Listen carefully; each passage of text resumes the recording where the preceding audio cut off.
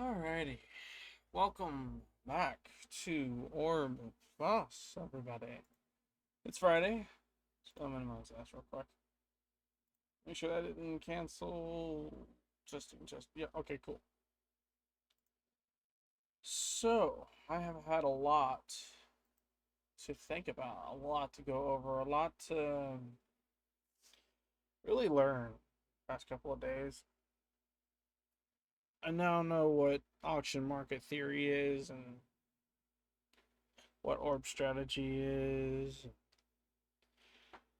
The fact that TGR is not the most reputable sources, but that I have made the strategy work for me, and that is enough due to my knowledge in that if I were to look up another strategy that's not too dissimilar to his, it'll just be different terminology, but the same application with the same end result.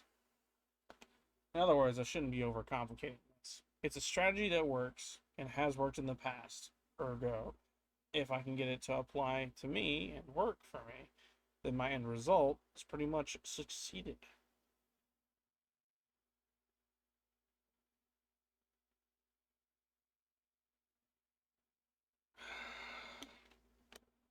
Pardon me, I'm waking up still. Alright, let's go ahead and knock out the chart work real quick. Yay. Let's go ahead with us. Also, I've been looking and learning about SMT divergences just because I can. I now know how to read them just a little bit better, but for the sake of argument, for the sake of knowing, I'm going to remain looking at my notes. So I'm going to keep referencing them when it comes to identifying the SMT divergences, right? My eyes do not want to work this early. It is currently 8-ish. You can see it there. This line's 8:30 pre-market. Actually, I'm wrong. 8:30 is not pre-market. 8 is. My mistake. And yeah.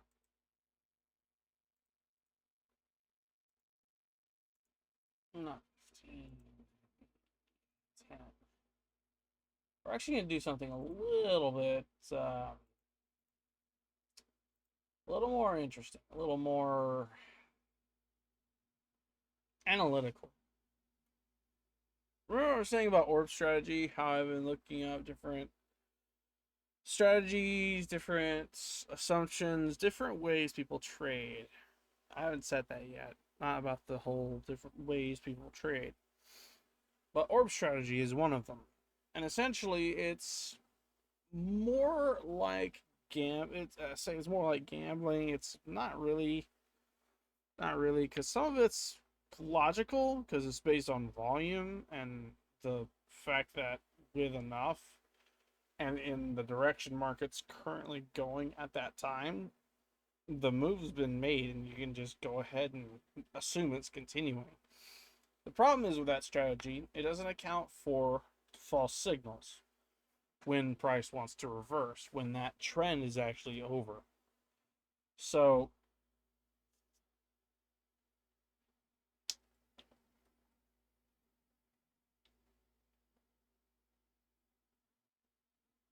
I need me a thermos. There's just not enough water in these 16 ounces. Essentially, it accounts for the opening range on the 15-minute, and it essentially says, okay, we know price is going to go from point A to point B, and within this range, we are expecting it to essentially either stay in or break out of. Once it breaks out of, assume that the price is going to continue moving in the same direction because it's already broke out of it, right? I understand the logic behind it. It's the same thing as saying we're waiting for this consolidation to break out of its pattern and just continue in its direction, which is what we would all love to happen. But I've I think I've already made a video where I have failed at doing just that, assuming that just because price breaks structure does not necessarily mean it's going to continue in that direction. And TJR's strategy, ICT's smart money concepts strategy, is based around the fact that price can move past highs and or lows, manipulating them in such a way that because they will have moved beyond, they have actually grabbed and trapped and stopped out those who would have placed their stop losses above highs in the direction of a downtrend. Kind of like this one here. See how we broke structure? We're moving up, about to manipulate a high. This break of structure tells me that we're actually in a downtrend and that we're going to continue down. But here we are now. Trend has decided to break structure yet again. So instead of respecting this breaker block here, it's completely disrespected it. We could see it pushing beyond this. It might actually clear this, go above this high as well. And then immediately after, because whatever reason, opening market volume, it could reverse and then proceed to tank all the way back down. But before we get too far ahead of ourselves, let's go ahead and just I wanna really dissect what's happening at the moment on the daily, because that's where I start. Look at that, we've been in an uptrend the past couple of days. Cool, we get that part. Cool. Let's go ahead and go to the 4 hour. 4 hours fairly simple. We had a break of structure right here below this low. We were in a downtrend. Similar situation to what's happening on the hour. We broke structure. We see it continue moving higher. History repeating itself is a little scary to use as a confluence, but hey, let's just go with it for right now. We broke structure. We disrespected the order block. We thought this was going to be a breaker block. You know, the whole point behind the break of structure being a reversal and that breaker block confirming it.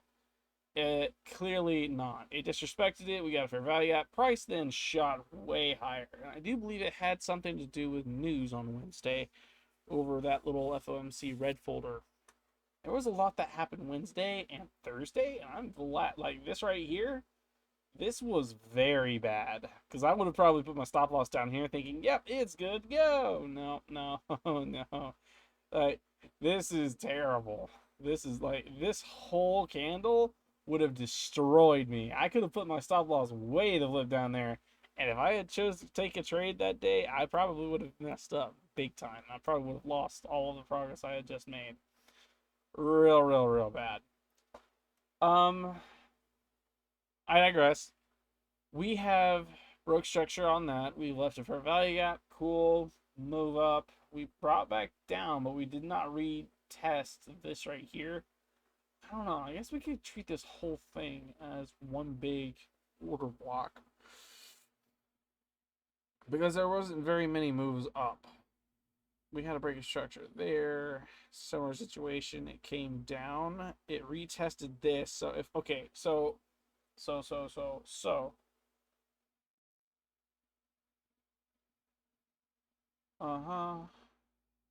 disrespect there. Continue higher. Cool. For value gap, retest here.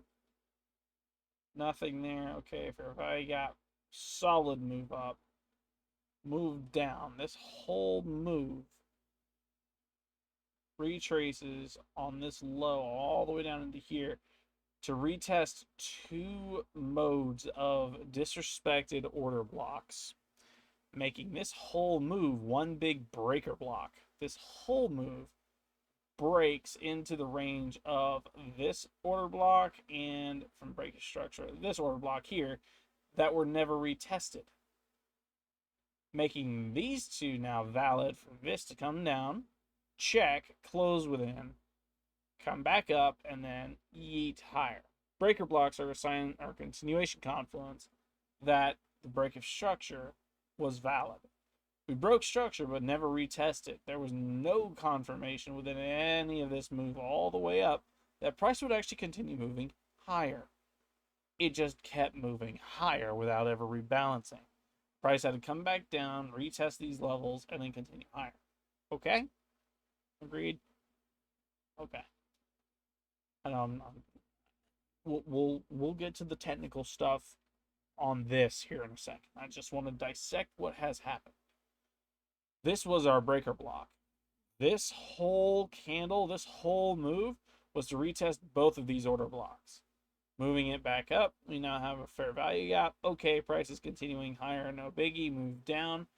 Hang on. Why is it repeating? We had a break of structure. Well, if we're treating this whole range as a breaker block, this actually makes a little bit of sense. We broke structure here above this high.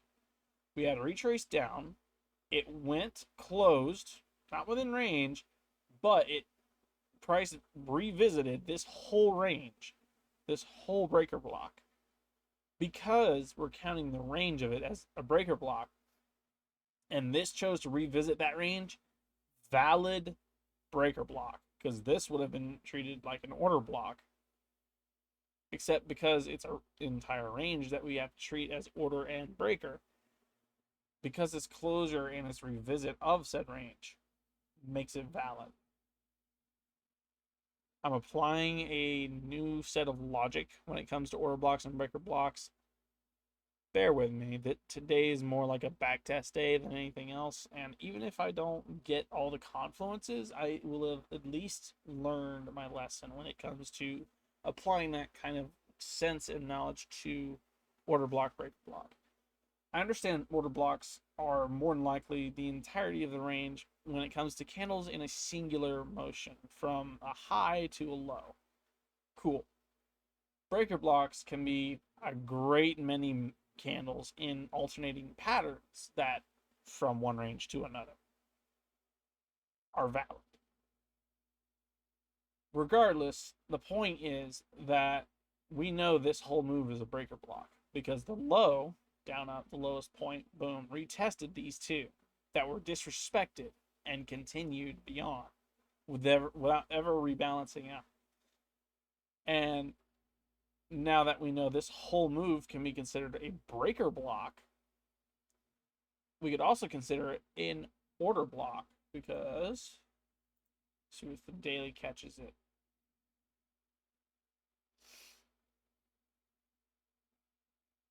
That's yesterday. Oh no, this is the hour. What am I doing? Hot dog. Because this right here is this is what we were just on. What am I doing? My bad.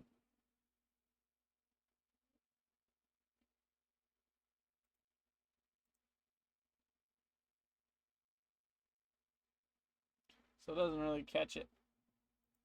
It catches this right here.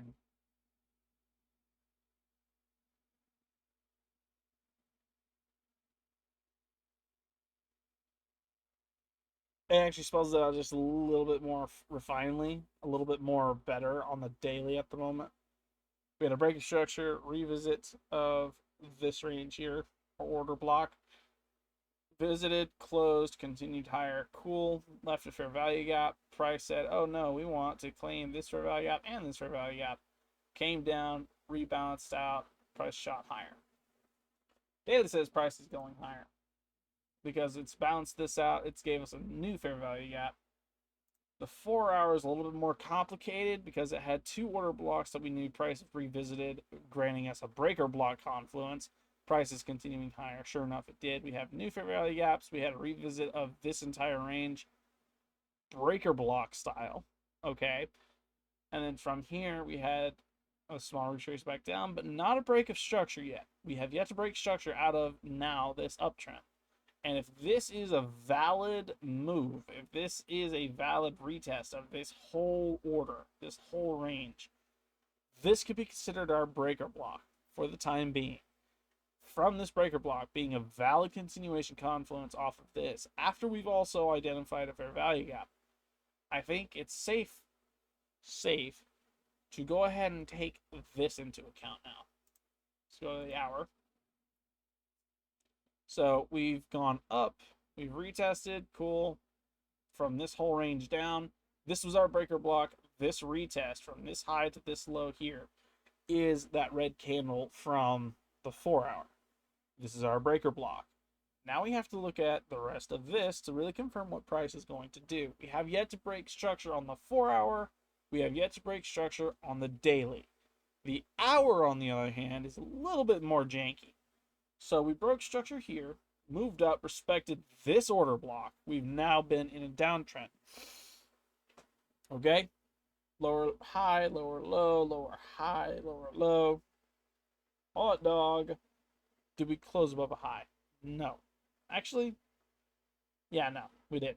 That's not a closure. Well, it's a closure, but it's not above up, down, this high here. So, still in a downtrend. Okay? Okay. Downtrend, not a break of structure in any of this. We had a fair value gap. Not too bad. Remember I was saying before about we could see a false signal occur where it manipulates this high, reverses, and just keeps tanking, right? 4-hour and daily say we're still going up. That's a fact. We haven't broke structure on either of those. We're still in an uptrend. The hour is saying something a little bit different because we broke structure here and we've been in a consistent downtrend since. We've had a fair value gap saying price is going to continue lower. Let's go ahead and mark some stuff on this real quick.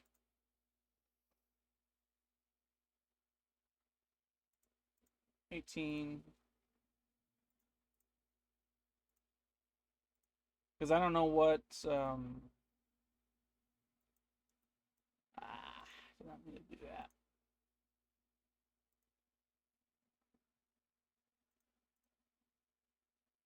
That's 8, and then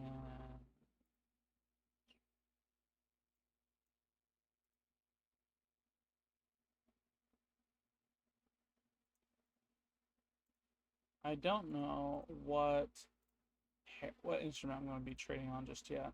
10:10. Yes. Okay. Good. And from here, we're going to go to the 30-minute real quick, just to get a better grasp on highs and lows.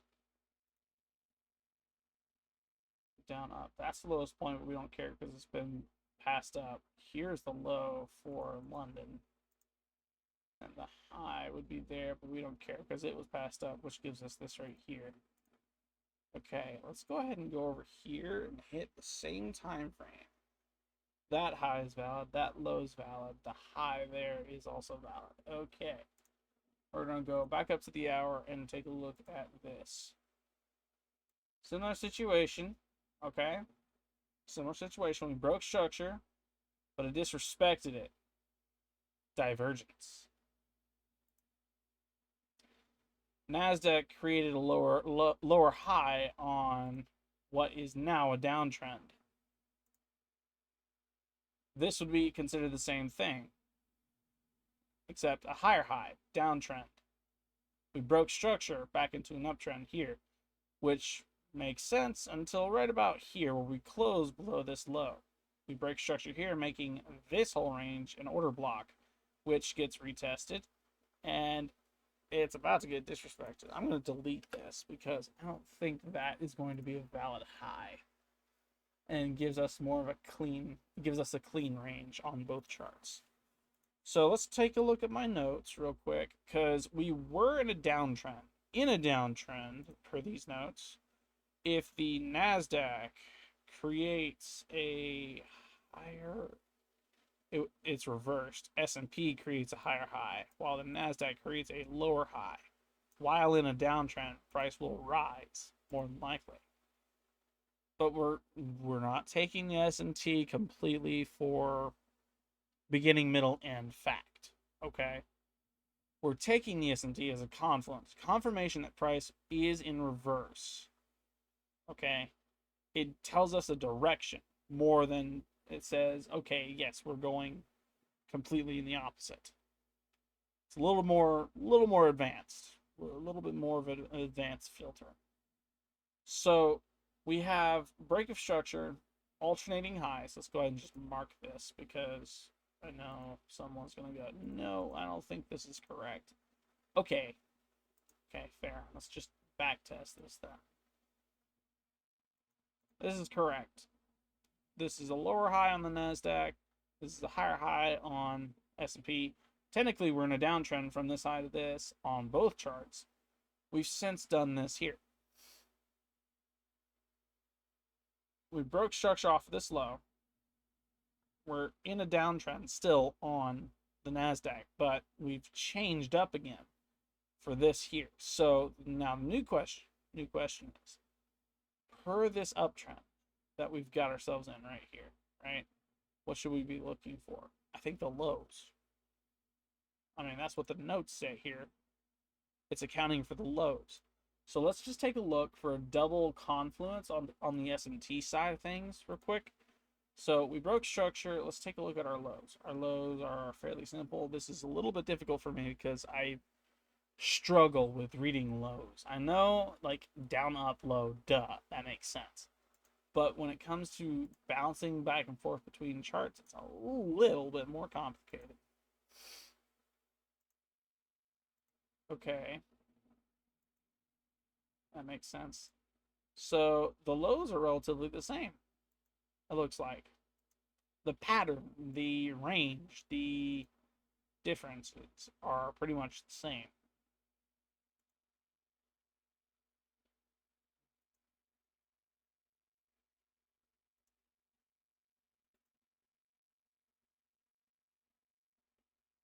Except for right here. NASDAQ wants to go higher. Well, the S&P is saying the same thing, but a little delayed. It's the lagging index, just a smidge. The only reason I say it's a lagging index is because this is after a break of structure, saying that there is strength to the buy side, meaning price is going to rise. But because it's in a down candle, we can't really rule that out. That's more like a doji than anything else. It's like saying there's indecisiveness in the market because one chart is saying that we definitely have momentum going higher, but the other chart's saying we definitely have weakness going lower. But because of the amount on the buy side, it's not enough to continue lower. So the SMT overrides. And so price, per the rules of engagement, is going to rise. Now, with that being said, we broke structure in a downtrend, fair value gap. We inverted this, okay? Now we're moving higher. Fair value gap, fair value gap. Same story here. Break of structure, downtrend. Technically not, because we're still in a downtrend, but okay. At this point, I think it overrides this. We're in a downtrend. Cool. Fair value gap, inversed here. Reversal confluence, continue higher. Fair value gap right there. Very tiny fair value gap, but fair value gap nonetheless. We've manipulated this high on pre-market. I'm not going to move anything. Instead, we're going to do this. We're going to look at the 15-minute real quick. That high is valid. That low is valid. Okay? Okay. This high was manipulated. This high was pushed beyond. This high was crossed, if you will. Not relative equal highs to anything. It's not all-time high either. All-time high is way up here. Go and just mark that because why not? This is the high outside of session right there. And then here's the low. Lowest point outside of session. Well, okay. These two we can ignore. These two is our range. This is the thing. So remember what I was saying earlier about the hour. It looks like price wants to continue higher, manipulate this high, create relative equal. Reverse, push down, manipulate the low, and do the same thing. It wants to consolidate. It has consolidated. Okay. I think that's going to change with market volume. We'll see a breakout on open. That's kind of what I'm hoping to see. Right now, everything is saying yes. Price is going higher. We have fair value gap saying yes, it's going higher. We have inverse fair value gap saying yes, it's going higher, based on the low that was hit and made from this downtrend, from this retrace. Not counting the breaker block, order block situation we got going on right here, but that it was retested. We've seen it go higher. We've seen it break structure anyway. Continue lower, fair value gap inverse, reversal, boom, up higher. Okay? Okay. I think that's more of the same over here. We have the same situation, right? Let's back up to the 4 hour real quick. Yeah, same situation. Breaker block, move up, indecisiveness. That's the candle I've been looking for this whole time. Move down into this range. This retested, this whole move, including the doji, retested the same order blocks, right? Because we didn't get a retest down here, we didn't get a retest down here to retest this. Instead, it just wiped out the whole thing. We had breaker block here for this order block. Did it get close? It got close. It's from the high to the low, and it did get within range. Breaker block, continuation higher. That continuation has led to, continue, moved higher. Yeah, move up, move down, cool. Nothing big right here. Nothing break of structure worthy. We haven't broke structure above a high. Even though we broke structure here, technically right now we're in an uptrend. Because this is the most recent low outside of this. And this did not close below this. So, uptrend. Okay? That's the 4 hour. The hour says a lot of other stuff. This whole move's our breaker block from this move down. And then from here we have, because that would be considered break of structure, order block, move up, right there, high, close within, breaker block, continue down, okay. But before it continues lower, we have, boom, boom, boom, break of structure here, move up, disrespect of this break of structure, order block, SMT, indecisiveness in market, and then from there move down, continuing along the same pattern NASDAQ did. Similar situation at the same time, break of structure, continuation on reverse charts. Fair value gap, inverting this fair value gap, reversal confluence of this entire move. This motion is over. This whole move is over. We're now moving into that continued uptrend based on the 4 hour and the daily. I think today's trade is going to be a long if we were to take a trade. I think. Let's hit the 15 minute. Yes. Okay. 15-minute orb strategy is to take volume into account while also understanding the opening range for the first 15 minutes of market. Take the lowest point to the highest point. There is our range. Price is now defined. It goes within that range, and it does not come out of that range until that consolidation move is over with. When it removes itself from that range, it's a confluence. I per the orb strategy and my limited knowledge on it, am treating it as though it's an indicator, as though it's a confluence, okay? This confluence says, here is the de facto, the last move market made, not before market open, but before the actual dip of market, right? So allow me to explain. When you open market, right, there's a huge amount of volume that comes in. That moves, that changes market. It changes how, what the heck? Why did that?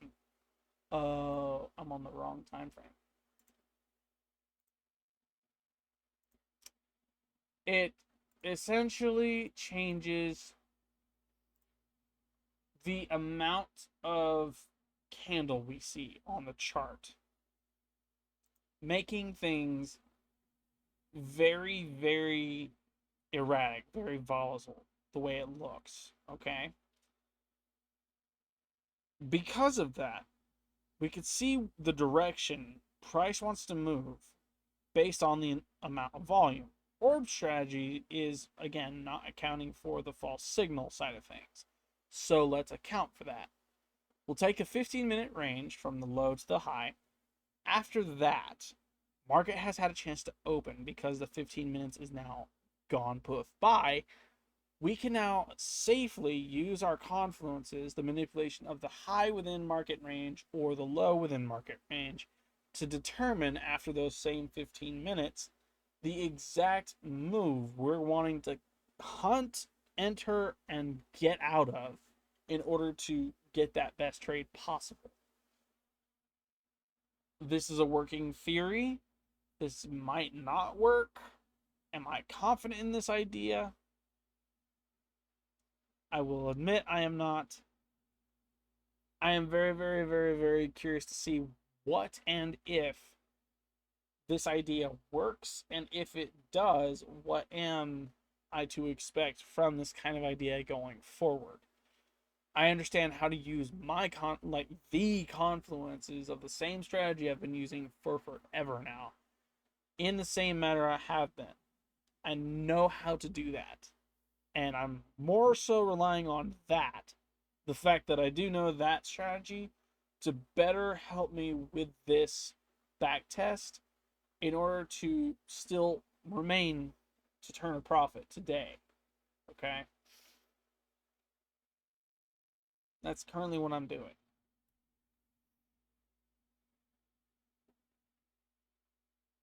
Here's our low, here's our high.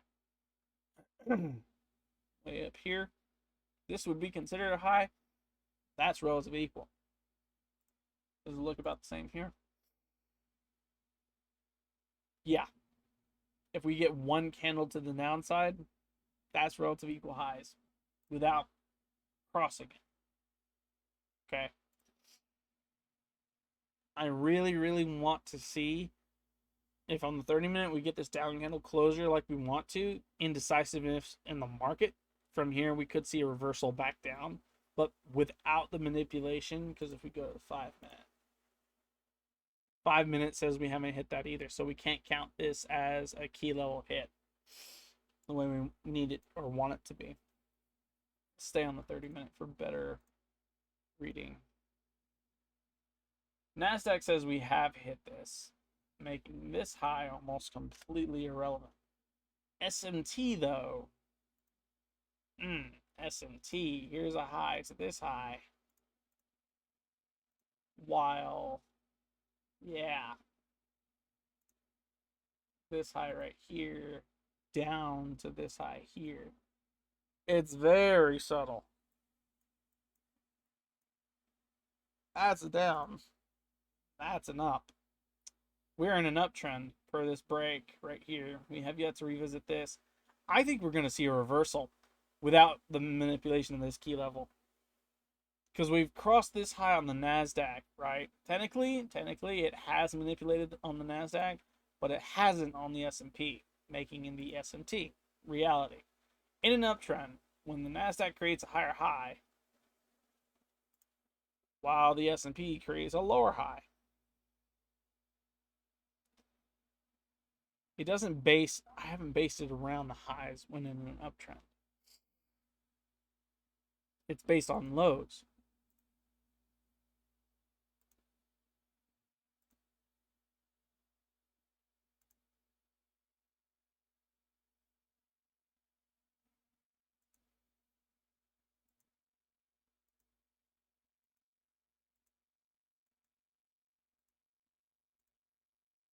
Yeah.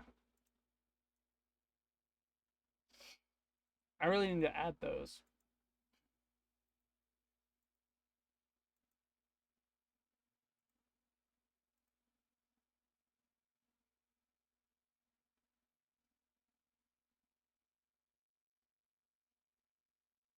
Mm-hmm.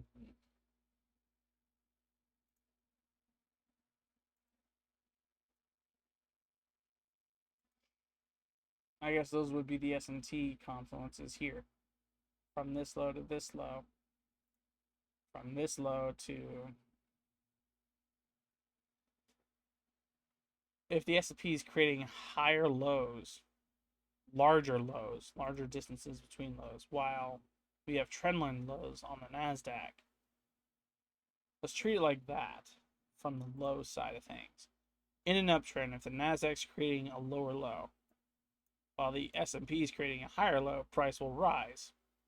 Continuation higher. Okay. And that makes sense with the current momentum. It's in an uptrend. Nada. For value gap, cool.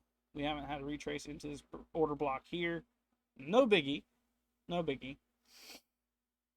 But we do have a large time frame S&T. High time frame S&T. So from here, I'm looking for price still to continue higher, manipulate the high on both S&P and NASDAQ, after which we should see it continue to fall. We're looking for it to cop out this relative equal high relative area of liquidity, right? And then from here, it will reverse back down. I'm going to guess and say it's this fair value gap that price is actually hunting. Once it's done that, right now everything's saying price is going to continue higher, but my honest opinion, my thought process is we could see price from this manipulation just reverse and continue down.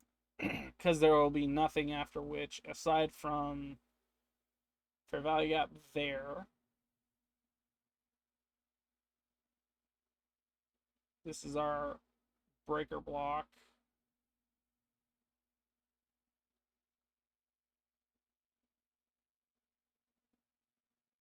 High here, high there, all-time high. So it could just continue out to open field if it wanted to.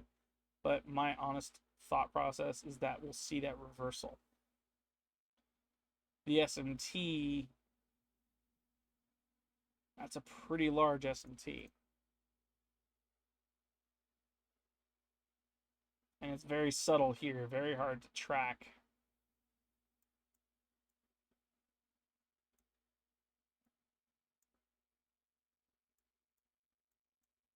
And this is working based on, we have lows throughout this, counting these as lower lows, while the S&P is just ripping and uncharacteristically making higher lows based on an uptrend.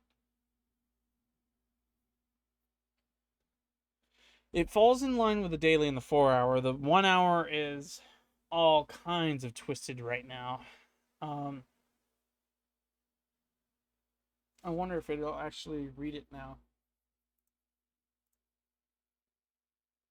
Break of structure there. We're in an uptrend. If this candle closes the way it is right now in the next 16 minutes without hitting this high, we'll be considered in an uptrend. I'm pretty sure the same thing can be said. Yep. Break of structure. Uptrend. All high time frames that I'm used to scanning, observing, and charting on match. We're in an uptrend. Okay? Okay. Right now, we're in an uptrend. The idea still stands. And of course, before we get too deep into the strat, we're going to take a look at literally everything. Okay? From the fact that right now we're in an uptrend to the next move, the next confluence to appear. I want to see, I want to know, I want to breathe that confluence. Because it's going to give us more of a picture as to what's going to happen compared to here in a second. Because history wants to repeat itself. That would mean from this high here, this high right here, down to this low here, is going to get disrespected. Here's our order block if this were to close. Break of structure. Order blocks are arranged to be retested by a breaker block. If the breaker block closes below this range, if the breaker block closes below this range, not only will we have a manipulated mode here, but because it disrespected the order block, it'll continue lower based on literally just that. We'll see a break of structure, it'll give us a fair value gap, and then from there, continuation. We could get ahead of this ball game, and that's what essentially TGR's stuff is, unlike orb strategy, where it literally waits for that range to open, close, okay, assume, and enter based on volume. TGR gets ahead of this move. We know it's in an uptrend. We know it's going to reverse. We know it's going to hit this high before it hits this low. Why? High area confluence. It's going to come up before it goes down. The question then becomes, if this order block is retested, will it respect the order block and continue higher? Or will it disrespect and continue lower? The get ahead part comes into play when you consider we have a fair value gap right here. That's a tiny fair value gap. I know. And that kind of bites just a little bit. Okay? If that fair value gap's disrespected and it's the tiniest of ones, I wonder if it's more prominent on the S&P. It is way more. You could see it right there. Okay, that's almost complete confidence and bias right there. I don't know why my nose is running so bad. Sorry. But we have an order block. Okay? We have it. We have the break of structure. Confident, we have that. We have a fair value gap and an obvious one on the S&P. It'll manipulate the high. Our reversal sign is literally the inverse of this fair value gap. It will also come within range of the order block. Double confluence area. So we have two sets of high confluences. The high, this high being relatively equal to this high if this next candle were to go into a downtrend, right? If it were a downward motion candle. Two, we have an order block, a wide range, and a small fair value gap where price could easily inverse, disrespect like it has been throughout this, potentially create another SMT. Because I'm noticing now, if we break if this is an inverse, okay, and we were to treat that like it's in a downtrend, not a well-defined break of structure, but the inverse in itself is a downtrend, right? From that point forward, we'd be looking at the highs, which line up. We're looking for price to fall. So S&P will have needed to create a lower high, while the NASDAQ will need to create a higher high. Same story on the flip side, though. If we get trendline highs, where the flip side, isn't giving as much, which right now they are pretty much matching in range. We have graveyard doji happening. So downtrend is over.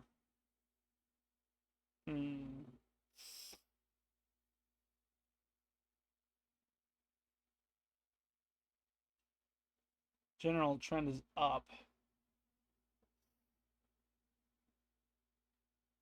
Let's answer that question first. Either we get an inverse for value gap, and from the manipulation of the high, we can then work our way towards and through the rest of our confluences. Or we don't. We don't even retest this like we did over here. We rip past this, create more highs, which fits the MO of the entirety of this. All right. I don't know if you guys saw that or not.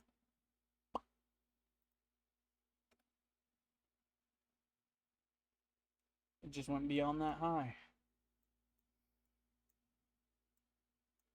Let's go and go to 30-minute real quick.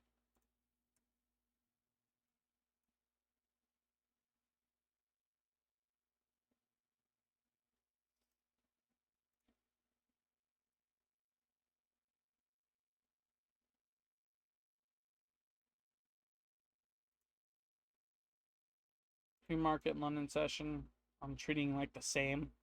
This tells me, okay, we have a little bit of volume coming in, a little bit more. This is the big amount of volume that we're after, though. Still within London session. So let's go to NASDAQ, do the same thing. So that's a difference.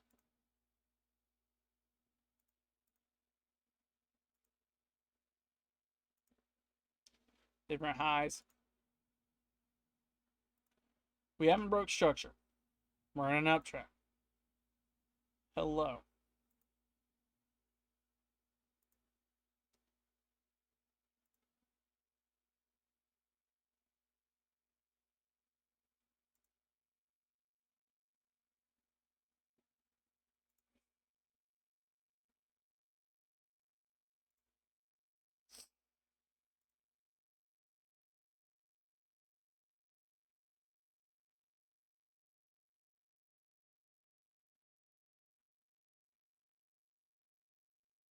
Price is going to continue rising.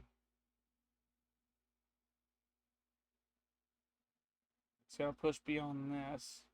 It's going to consolidate within this. This is going to open up, manipulate past this.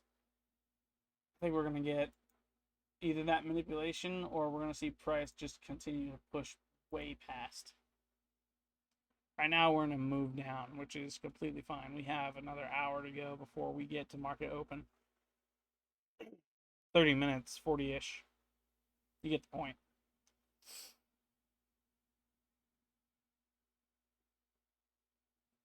I think we've set up pretty dang well.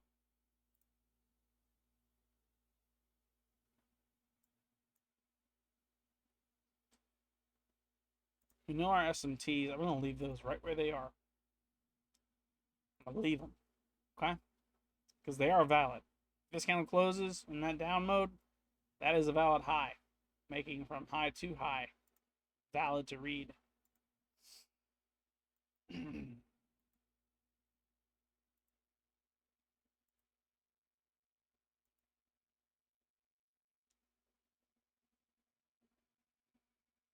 Everything is saying price will rise, even the consolidation before market open.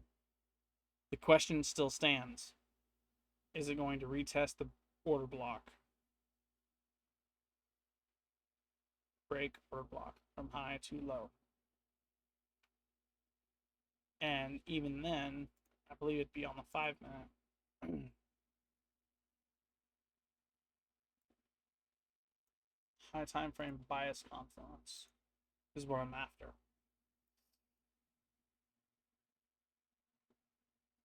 This order block.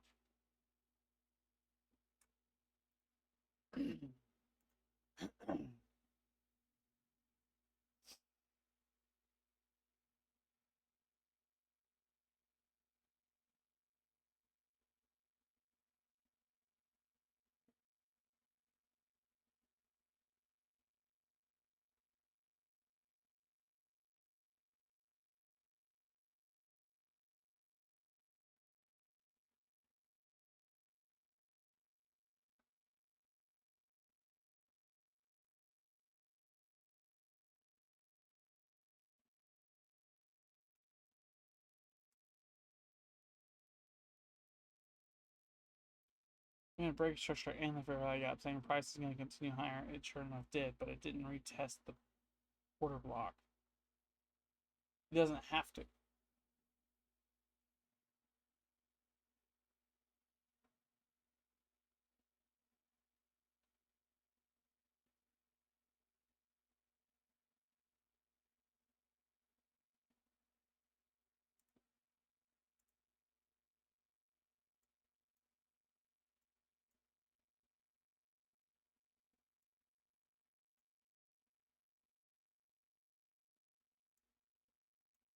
This would be the move down.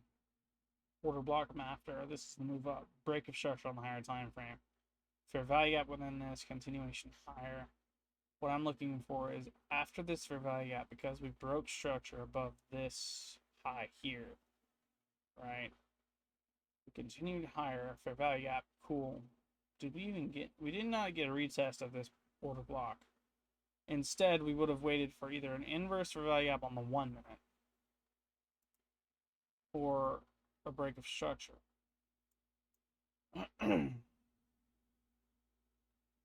Move down, same story here on the 1 minute. A little bit riskier of a trade here. Move down, cool, move up, break. We would have needed a break of structure or an inverse for value gap.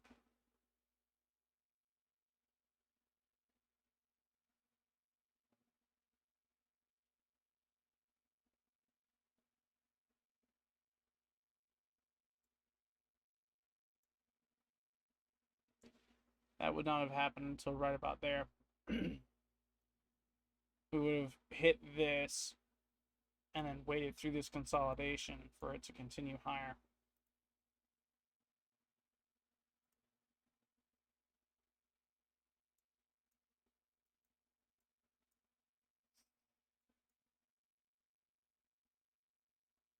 Yeah.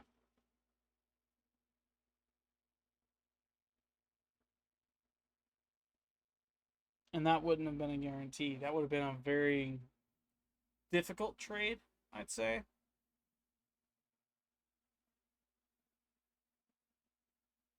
I'm learning ways to de-risk. I don't know if you guys are taking that hint or not.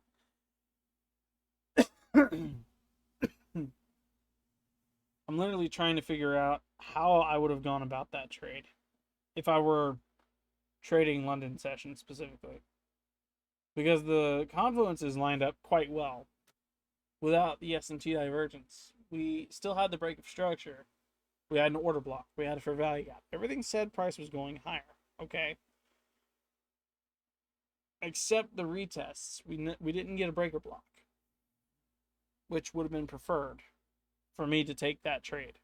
It would have confirmed the order block is valid and then from there continue higher. But we didn't get that. Instead, the notion would have been to move to the 1 minute, wait for the break of structure or fair value gap, inverse fair value gap, based on the fair value gap from the 5 minute, which is valid, but not as concrete. Because price did not revisit equilibrium either. It doesn't have to. Am I overcomplicating it? Kinda, but for the sake of safety within market.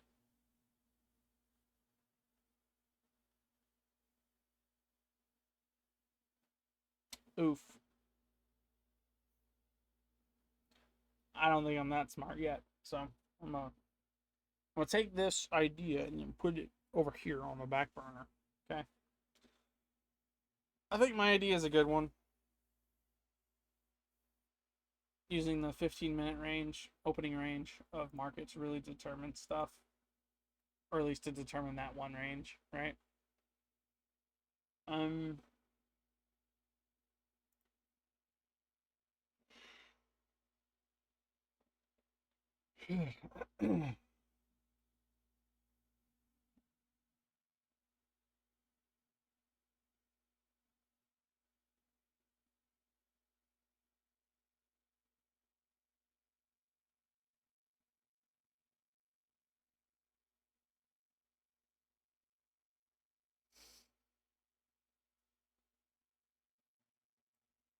An early manipulation, probably. We'd get it on the NASDAQ before we get it on S&P.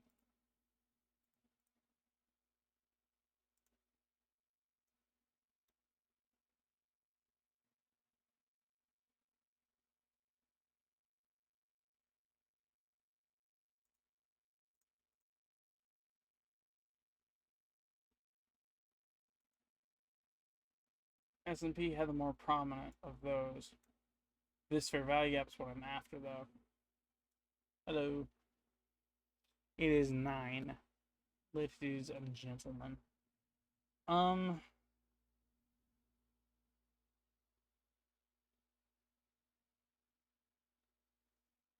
This is one really big oof. Because we had early key level hit. Pre-market key level hit. From here, we'd go to the 5.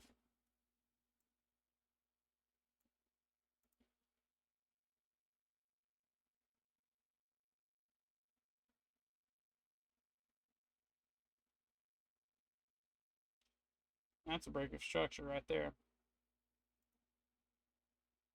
We have not seen a break of structure on the S&P, though.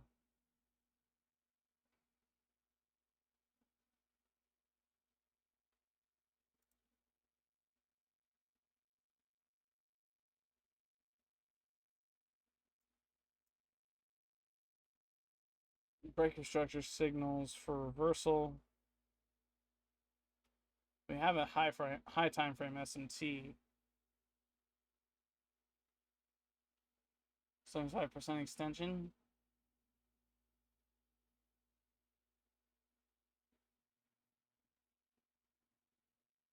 From the high to the low, from up here down to like right there-ish. We did visit the 75. I'm forgetting something.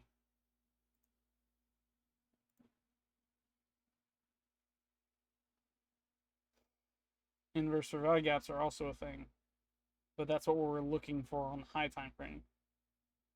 Break of structure we found, cool.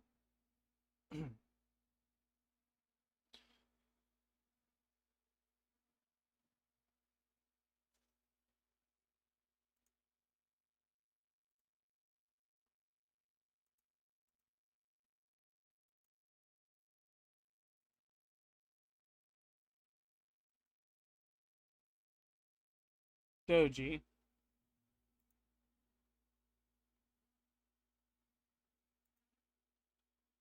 Difference in highs. S&P made a higher high while the Nasdaq made a lower high while in an uptrend.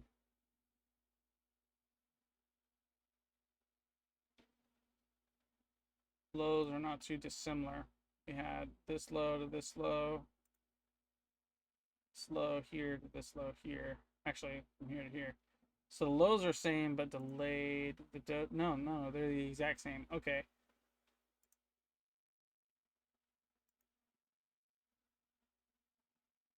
We didn't get a break of structure on the S&P. No confluence is saying reversal on the S&P. We're still in an uptrend. Nasdaq, we had a small, very, very tiny break of structure. I think I'm wrong for using the Fibonacci tool there, so we're not going to use it. Break of structure was potentially a false signal.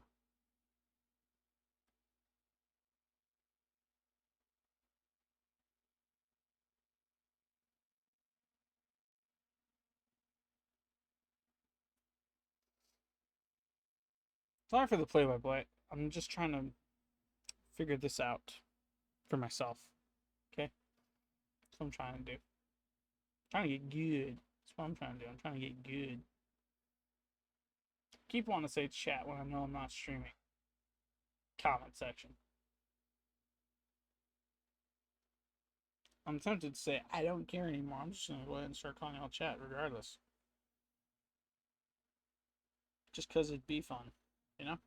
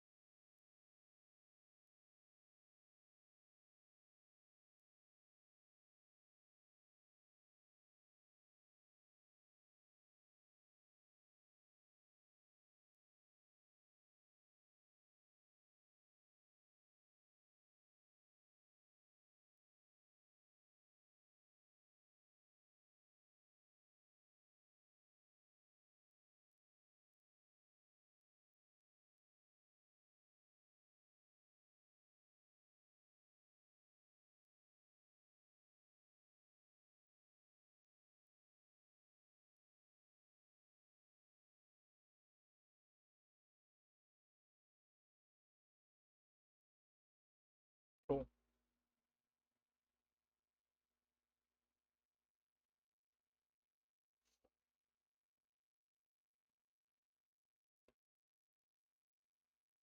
Still spells out the same thing though. Hello for value gap. It's not inverting anything though.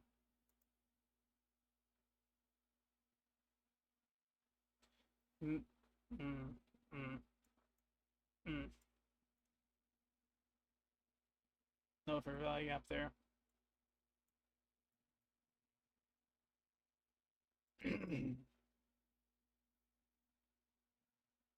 For value gap on the S&P is sign of continuation. Price is moving higher.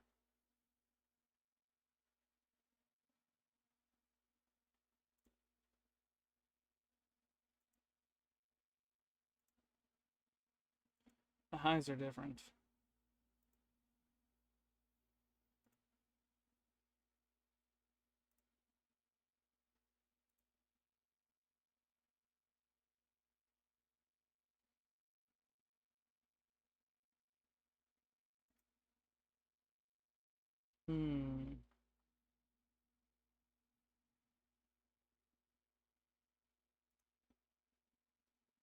We got the break of structure before that high was determined.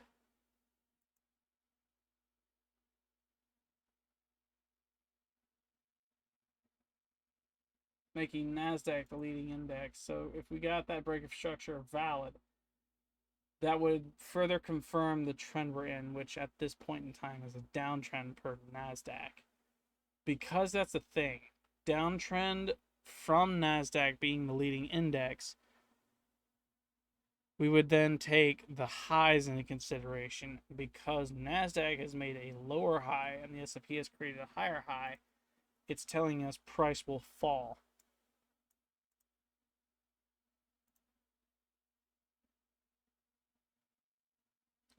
Which means my potential theory was correct in that we'll see the manipulation of this high. Market open is going to drop. Potentially break structure off of this low because this candle will have hit this high, manipulated, closed, created a low, drop, cool.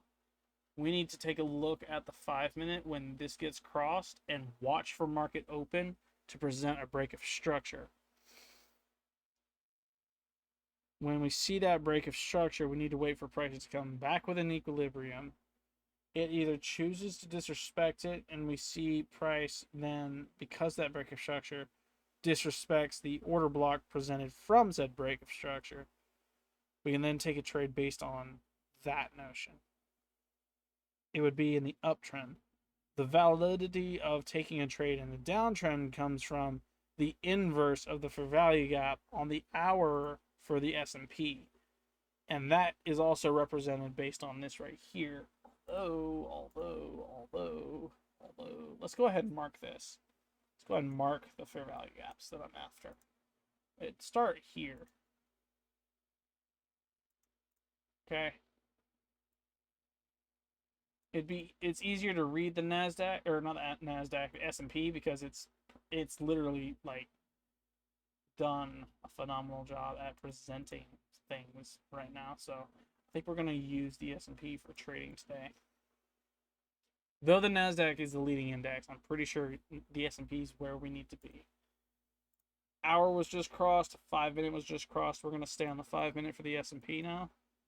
We're going to watch this very carefully because that's that's the third high that's been manipulated or hit so far. For value gap saying price went higher, cool, or biggie. Let's go ahead and take a high outside of this. We want this high right here.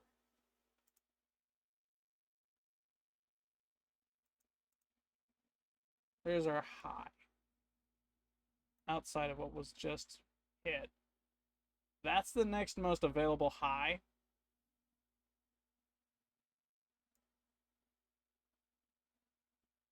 That's outside of the trend line.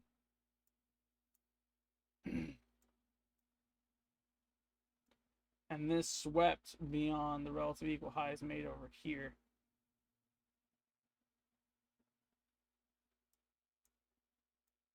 So it's going to go here, manipulate, consolidate, sorry, not manipulate. It's going to consolidate here.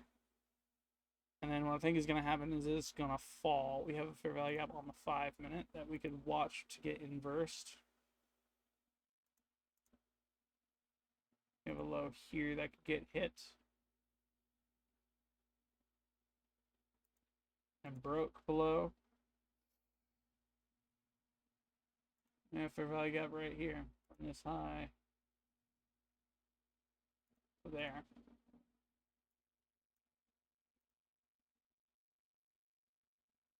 We've got a lot of gaps for it to fill. I think we're going to see a strong reaction to this right here. Let's take a look at news, because we haven't done that yet. No news. So, I know you guys can't see that. I just got like 2 notifications from Reddit. One was a random post, the other was a comment on mine. Hello.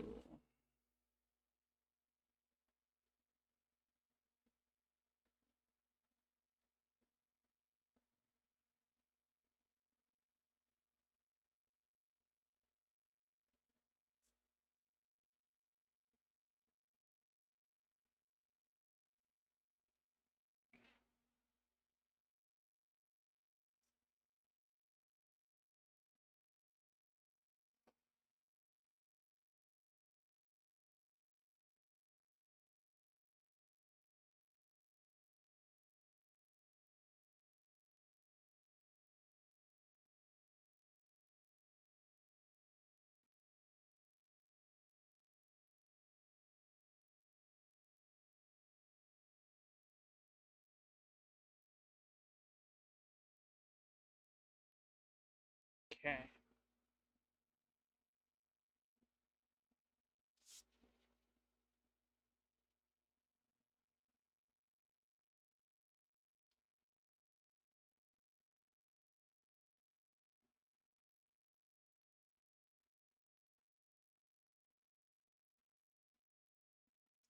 Bunch of people all over saying Friday's a Friday. Anything can happen on a Friday.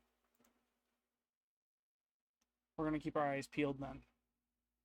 Watch for the best trade.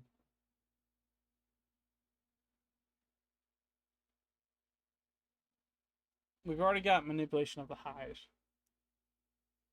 I think that last line there is an all-time high. No, it's not. It's the high outside of this one.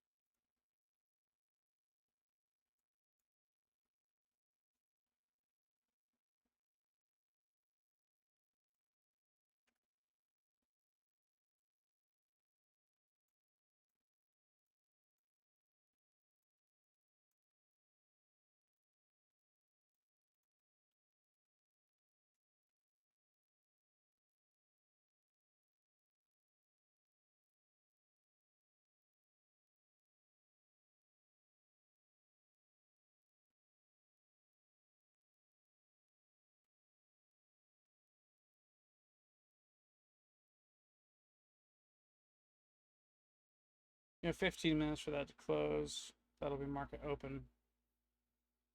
Let's go ahead and skip to that part, shall we?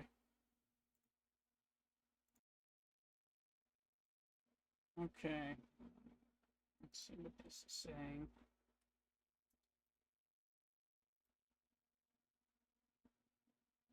That's right, because it's dancing.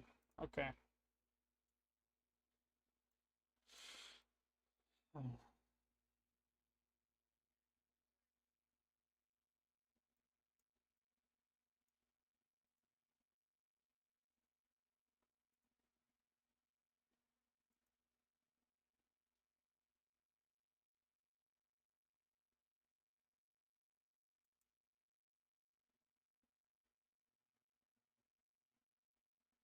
We got 8 minutes till market open. We're still going higher and higher on this one move.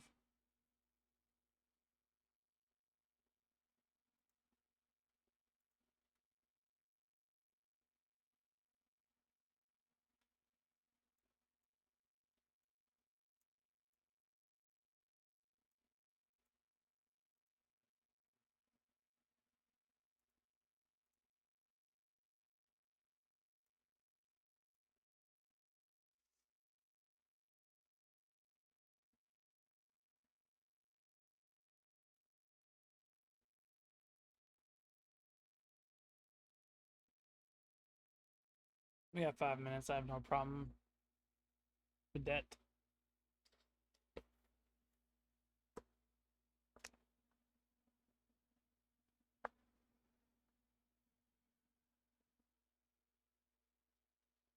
because on market open we'll have manipulated the high, we could just go straight to the 5-minute and from there really make a determining decision on what might or will happen based on the pattern presented to us.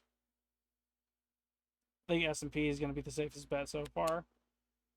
We've had a consistent upstream uptrend for a while now. All of London session was uptrend.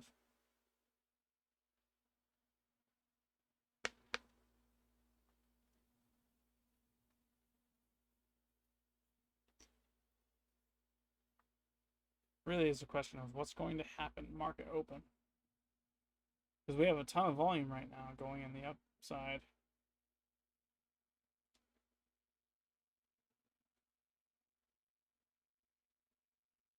I don't want to risk going in on a trade that's already at the height of what it's going to be.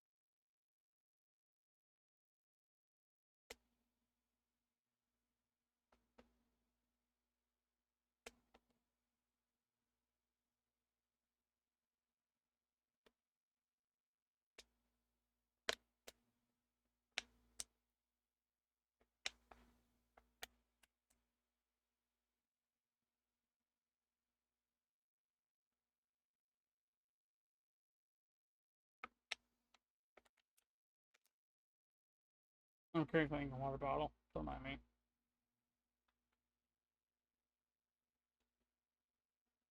Four minutes with a ton of volume coming in. Let's see what happens.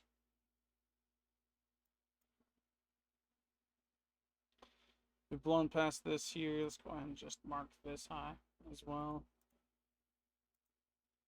And of course, the all-time high.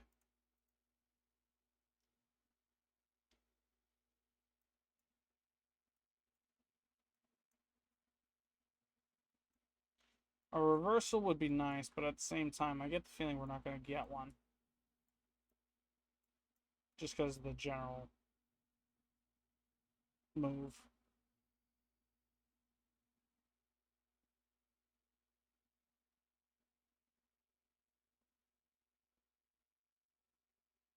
Now, I could be wrong. We could see market open come crashing down through that low and that fair value gap on the 30-minute. That bottom fair value gap that I've got marked, that's for the high time frame. That's for the 1 hour. Everything is screaming uptrend though, so I think what we'll do is when we see on the 5-minute, like I'm gonna wait for a break of structure on the 5, and then from there, continuation confluence. I mean, that'd be the easiest approach to this. The question then becomes how much higher is price gonna go, because London session is cranking it up out the wazoo. We done crashed through like 4 highs that I had marked previously, 2 of which were relative equal highs, and we thought, okay, clearly it's hit those and we're gonna see it reverse off of that. But it looks like it's just gonna continue to rip. This is the S&P too. NASDAQ is doing something similar. NASDAQ's doing the exact same thing. It's just ripping. It's giving us trendline lows though, which gives me confidence that, okay, we have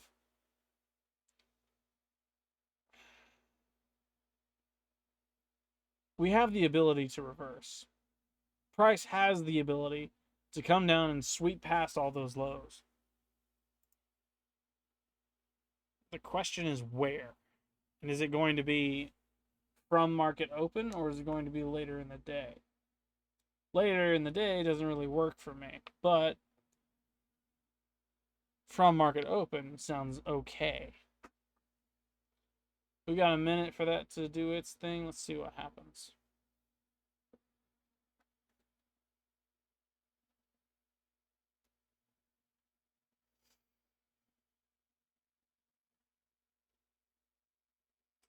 Without the use of indicators, I'm looking for a strategy that's going to better help me not overcomplicate, but streamline. Being able to say, okay, this is good, this is good, this is good, let's apply this confluence. This is good, this is good, this is good, let's apply this confluence. To such a fine point that it's not going to matter what or where the chart is when it comes to price action over time, but that when I open market, when I open charts, when I see what's happening with my own two eyes, I can go ahead and safely assume, okay, from point A, I know point B needs to happen. From point B, I know point C needs to happen. Because I have point A, B, and C, I can then apply this confluence to this general pattern. Because this general pattern is the way that it is, and ABC lines up with said thought process of trend, we can go ahead and apply point A2, point B2, point C2, and so on and so forth until we have a valid entry point. I'm so confident in it's anyone would laugh. You couldn't have entered sooner? Hello, market open. So we hit that high. Let's go ahead and take a look at the 5-minute real quick. Hello. Reversal?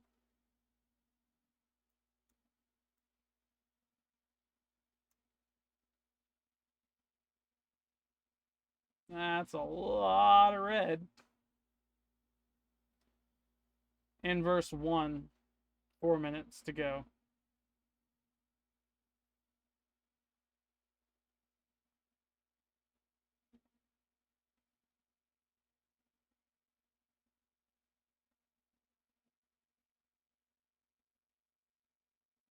Inverse 2, 4 minutes to go.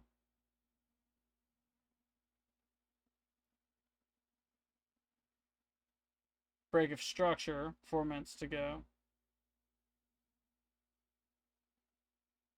Holy crap, is it just gonna keep ripping? I'm sorry, I know I'm getting way too excited.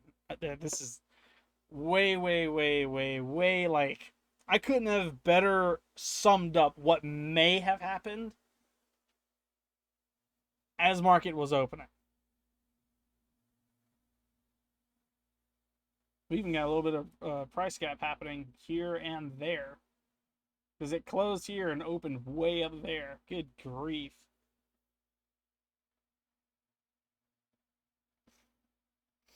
Three minutes to go. I want to see this candle close first. First and foremost, that candle close. When it does, we will not only have a break of structure, but we'll also have a fair value gap up high. That fair value gap says price is going to continue lower. It has, but if this closes within this range, we get a break of structure. 1, 2, we have movement into a high time frame confluence, 30-minute fair value gap, our fair value gap, and 3, once this is broke structure, all it needs to do is like from this range or from this range, doesn't really matter, or from this range, doesn't really matter. Come back up, retest from this high to this low, okay?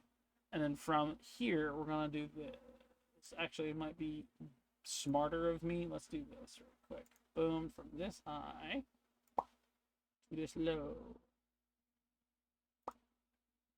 So now it doesn't really matter because we have 1 inverse, 2 inverse. If this closes below this right here or break structure, regardless of whichever, all it's got to do is come up within this range,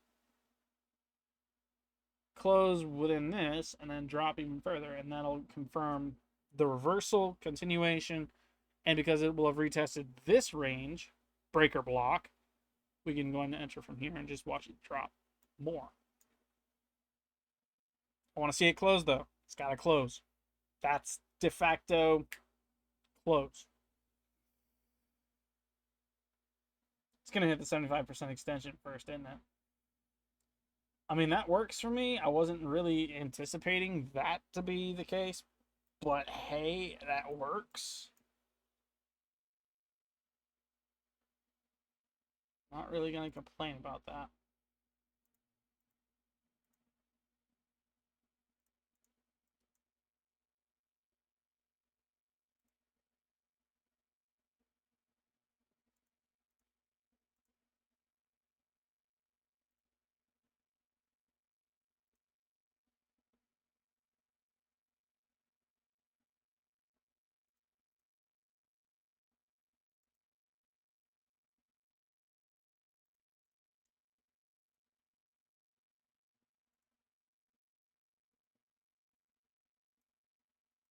I've already actually hit that. Okay.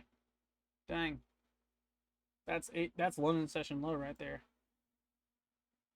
It's taking such a dump, it might hit past this and maybe target this right here. I'm not entirely sure. Because that's the next lowest point outside of London session. That's collective. This is within this range here. It might. I don't know. Let's see.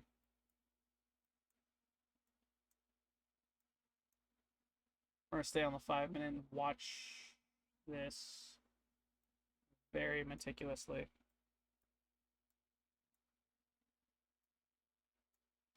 4 seconds. 3, 2. Break of structure confirmed. Reversal off of market open. I could not have called that any freaking better. I could not have.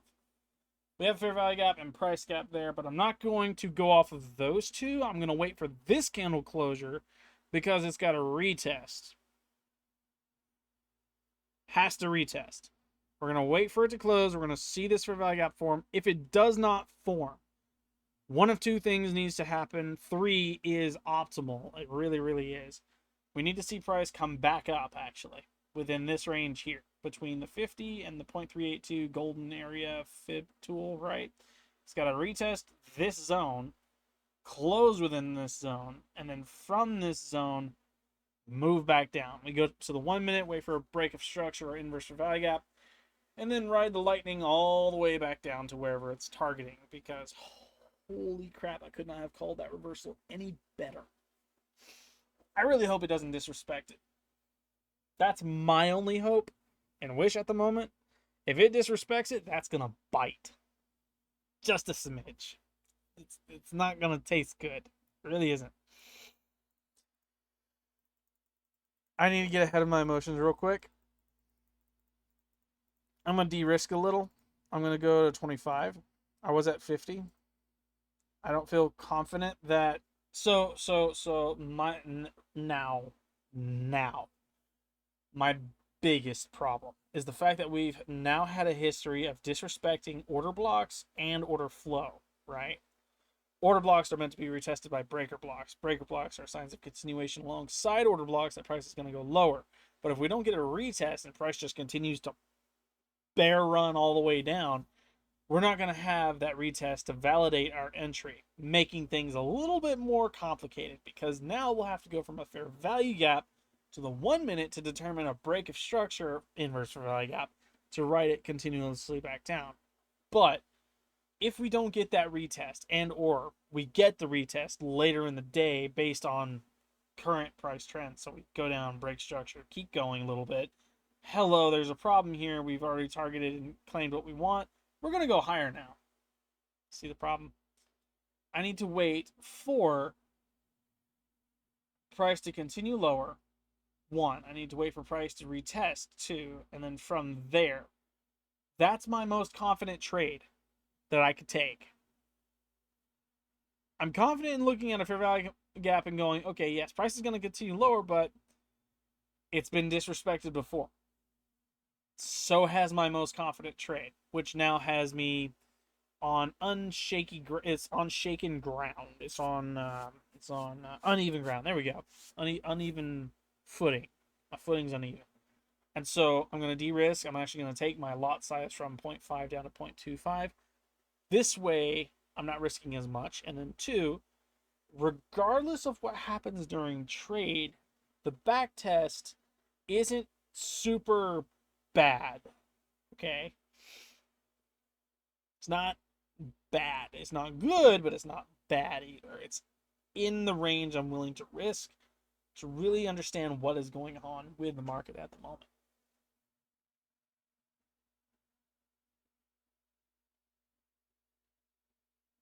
We broke past that. That would be one signal. Cool. I'm looking at the MACD and the 10-day moving average. That blue line that you're seeing on your screen right now, that blue line is part of another strategy I have pretty much integrated into TGR's thing. Essentially, it says when price breaks below that and it's been confirmed via fair value gap or anything else, or based on the other guy's criteria that it holds that same price range below that blue line and the MACD confirms it that it is below the orange line, from there we can take an entry. I'm adding another step into it to better help my case in the sense of confidence when entering a trade. So that way I'm not losing too much, risking very little, and the profit, the realized profit, is much greater than what I anticipated to begin with. This is probably one of the more eventful videos I've ever done on this channel. Can you tell we're closing in on the end of the month? I'm gunning for it. I will succeed this 3-month demo. I will. There we go with the retrace. Let's see what happens. We have a fair value gap. That is confirmed. Fair value gap, definite. Now we need to see. I don't want to go on the 1 minute, but the 1 minute is the next step in the strat. Break of structure there. We need to see it come up within this here. Break structure and then continue down. Respect this zone here. Let's just watch, look, see, do. It needs to go within that range, close, and then see it drop from there. If we can get, that would be it right there, actually. Price will actually wick up above this, close within, and then drop. It's targeting this for a value gap right here. It's got to inverse this, wick, close, drop. That's going to give me my entry.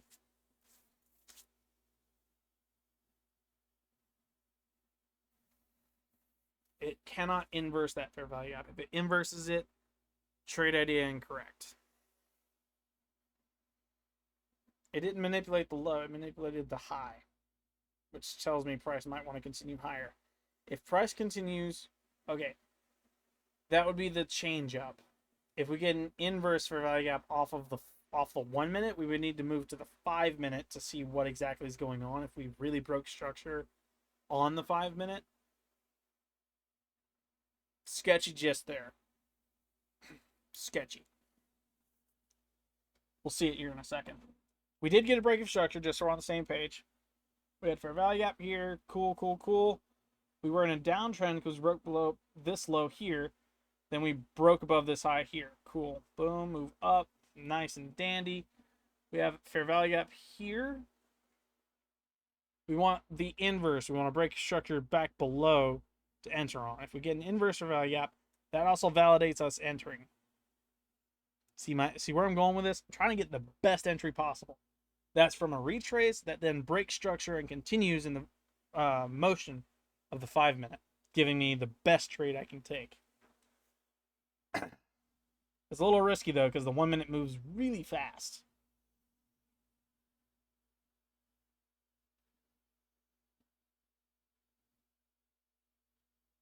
All right, here we are with a move up. Price is wicked within that range.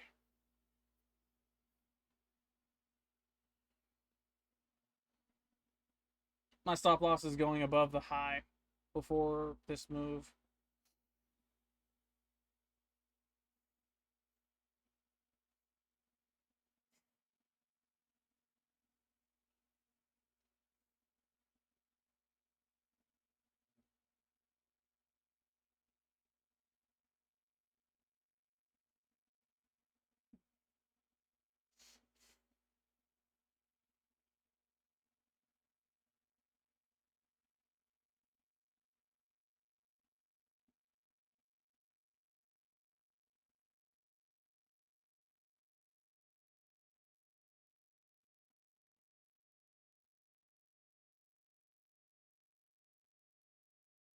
Watching and waiting and waiting and watching.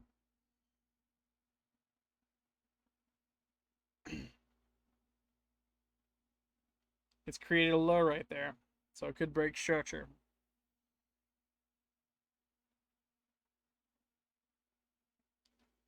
Break structure and inverse. We want to see it close. It's got to close. 3, 2, 1. Close, sell, confirm we are in a short. Go to 5. Boom. We're going to take this. We're going to go stop loss. Above that high there. We're going to put our take profit, final take profit. Not that low. Let's put it right here for right now, just to see what would happen. Because right now we're in the right. And this is the most recent low outside of this, and that is a leap. Well, no. There's this right here. I didn't see this before. So here, how about this? How about this? Make things fair and all's fun and war. Let's go ahead and boom. This works. From here to here is a leap. From here to here is not so much. I'm confident with moving it down here. The only reason I did was because it is as close as it is. This leap, I don't think is realistic. This leap is a little scary to me as well. Scaling out is going to be a need here. Let's go ahead and take a... Where was I about? There, right there. No fair value gap, no fair value gap. Okay, cool. That's a decent equidistance-ish. That works. And we could only see it come down and target this right here. Or consolidate the way we've been for the past little while. I really hope it doesn't reverse back in the uptrend.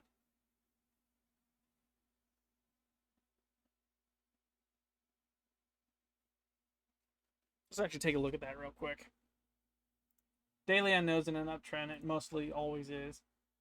4 hour. Hello. 4 hour is not in a downtrend.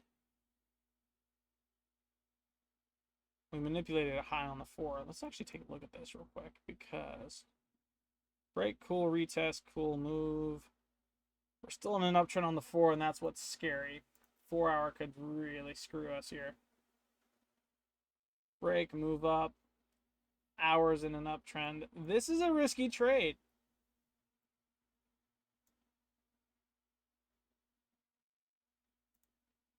$30-minute. 13 minutes till close. We could get a break of structure, and that could be what gives us that turning point. 5-minute from there. Obvious break of structure. Fair value gap. Everything lines up for a short, with the exception of the high time frame. Stuffs. Making this a risky one.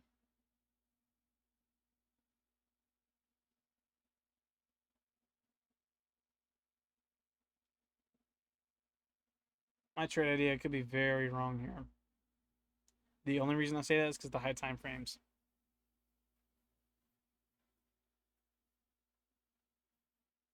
I did call the reversal though. We manipulated a high. And right now we're still in retrace on the 5. 5's got to retrace back up into. It's got to test this order block, break of structure, order block, this hole from up to here, which is fine. It could also test equilibrium, which is also fine. It actually makes the most sense to test equilibrium first, close with it, and then drop.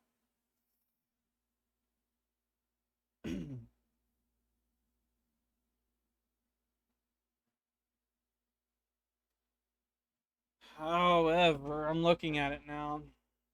We didn't test that. We did on the 5, but we We barely clipped into it, but it gave it enough space. There's a potential when it tests this, if it closes within this range, there is a strong potential we could break structure back to the upside. Crap. Making the trade idea invalid.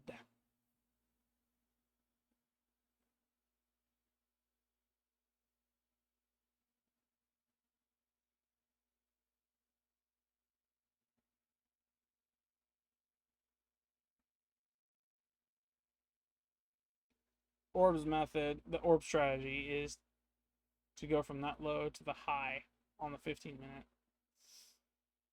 There's that range. And then the breakout is to assume that price would go higher. So for it to hit that right there, the way it just did, from this low all the way up to now this high, right? We would need to watch out. Let's go ahead and just do this real quick. I'm going to change the color of this block so it's not super confusing. I know it's very colorful right now. Bear with me. This blue outline, there it goes. That blue outline would be the range. Price would need to break out of that range, and then from there, entry, and then move up. It closing up there invalidates the trade. That bites.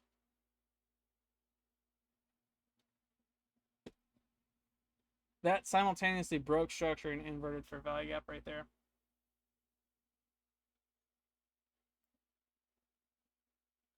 We'll stick with the trade. We'll be patient. We'll ride it out. I think I'm going to lose this trade, though. Dang it, man.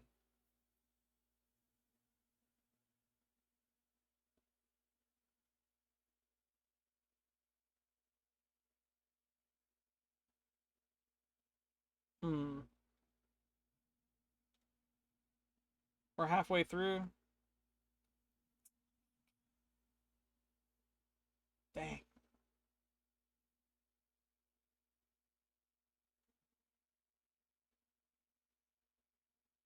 We're still within the order block, though.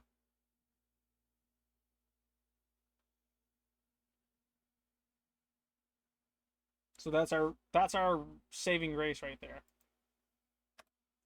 We may have broke structure, but it was to fulfill this order block, making this a breaker block. It closing above this high. Yeah. Is gonna break it.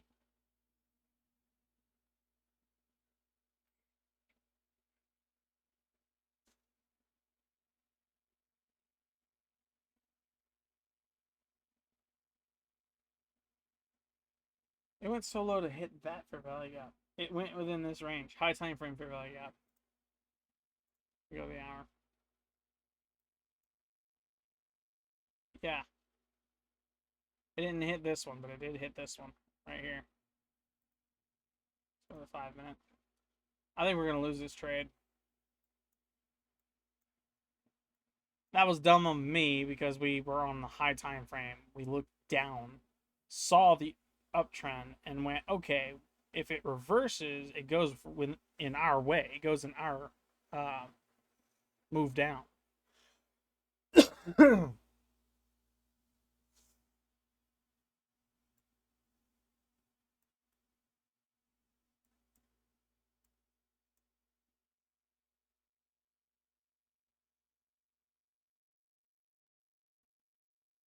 Everything met the criteria, too.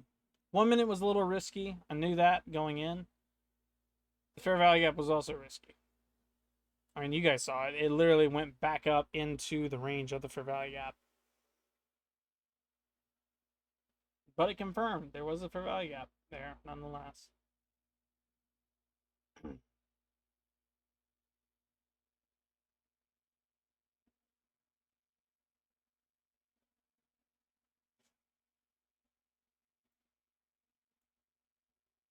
Fair value gap, cool.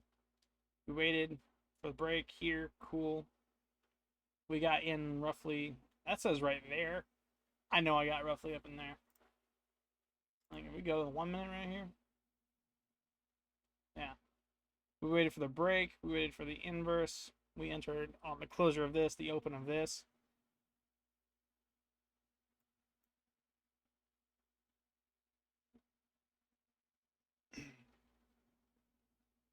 One minute did exactly what I thought it was going to do. It disrespected the order flow here. We broke structure, had everything lined up, break of structure, fair value gap, everything lined up for the rest of the confluences except the high time frame. That's the only thing that changed was the high time frame. It did not change. I changed from uptrend to downtrend, but you get the point.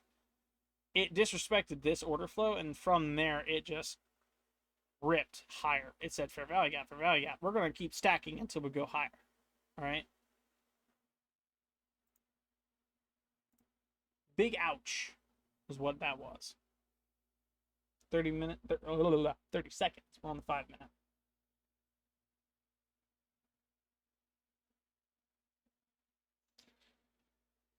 Outside of failing this trade, we could see a consolidation. English is done. I'm done with English. English is toast for me. I don't know any other languages.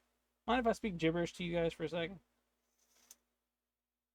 Because holy crap, I keep tripping over my own words. I don't know if it's because I'm that tired or if I'm like toast. I don't know which.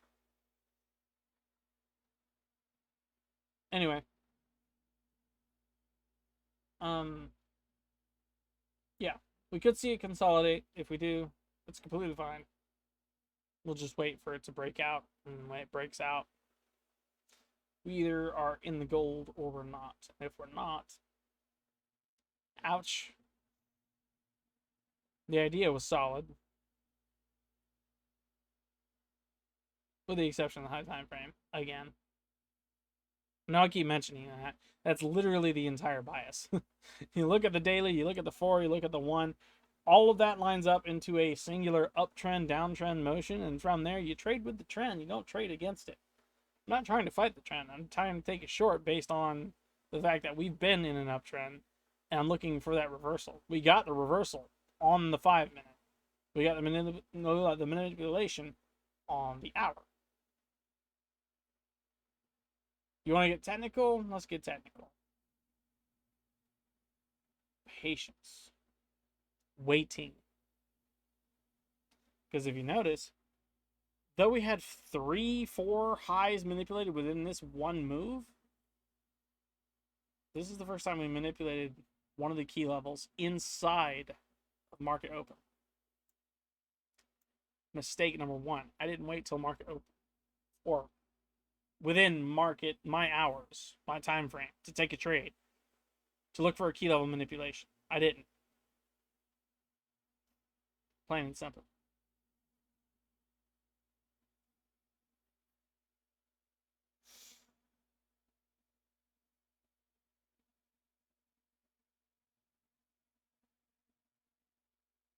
And we could see it completely flip the script right here.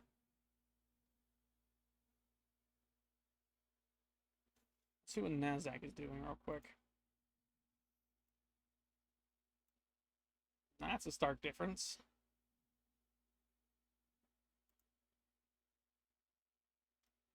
In an uptrend, or I guess in an uptrend, NASDAQ creates a higher high while the NASDAQ creates a lower high. What does that say? S&P creates a lower high, NASDAQ creates a higher high, price will fall. I'm just going based on what that said.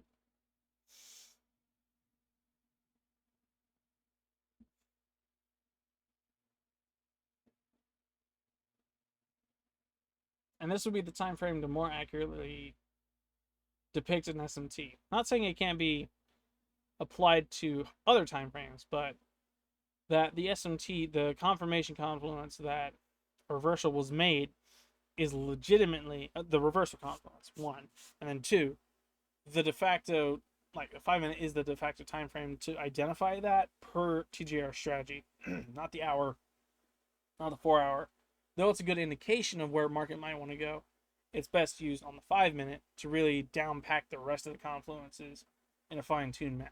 and then from there we could just watch it move.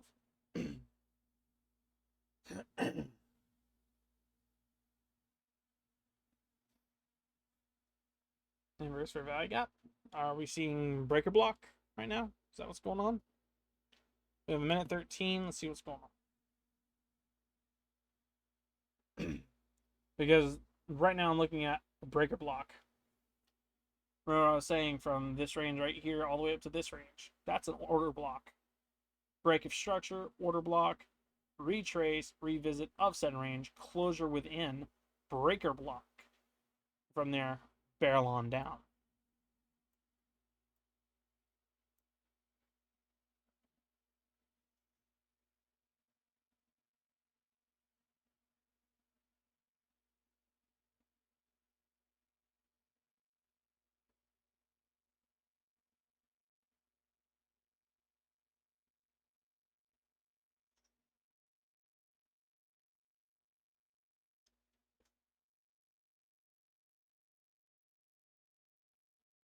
Consolidation, choppy price action.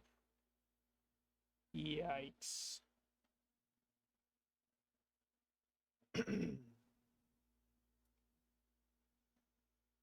Looks like no inverse.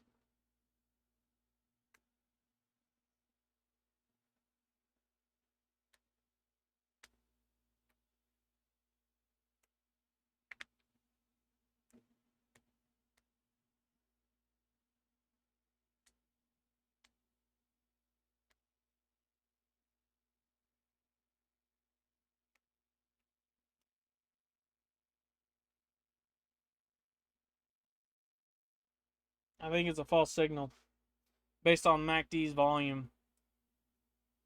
Yes, I'm using a little bit of orb strategy and something else here. So the one orb strategy, 15 minutes, we have a range and it's breaking outside of that range here. It did just that, right?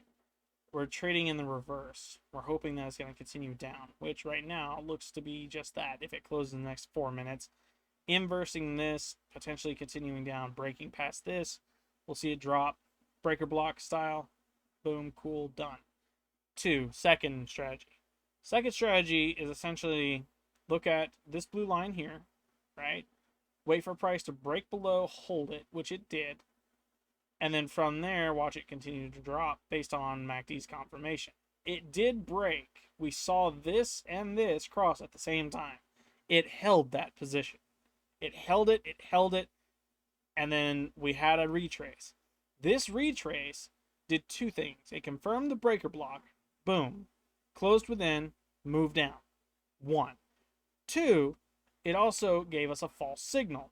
The line's still below the orange. It's in retrace. Most of the volume's to the sell side. And we fulfilled a breaker block, which is my most confident trade, making this leaning more towards me being correct.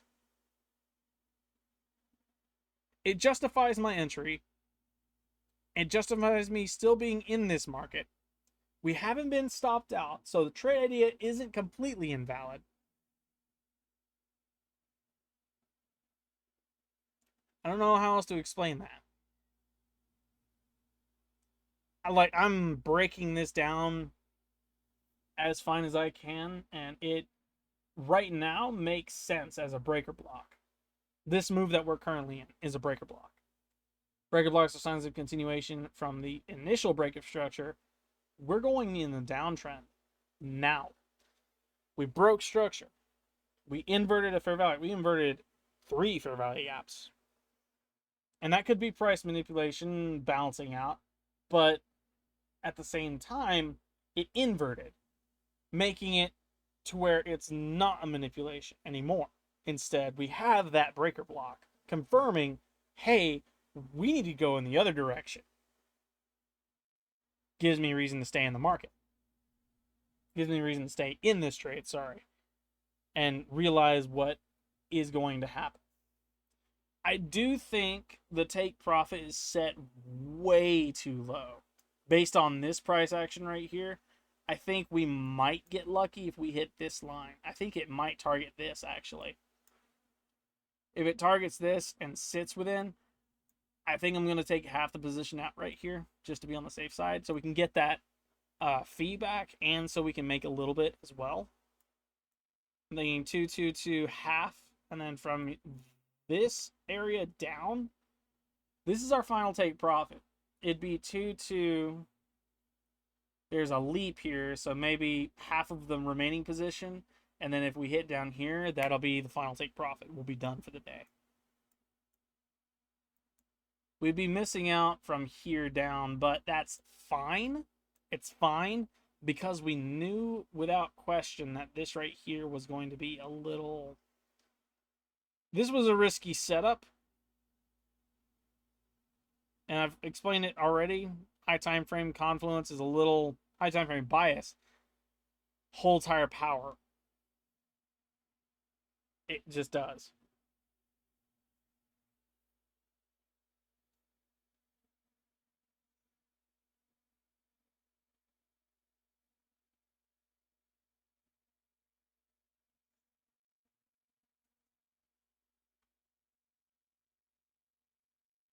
Yeah.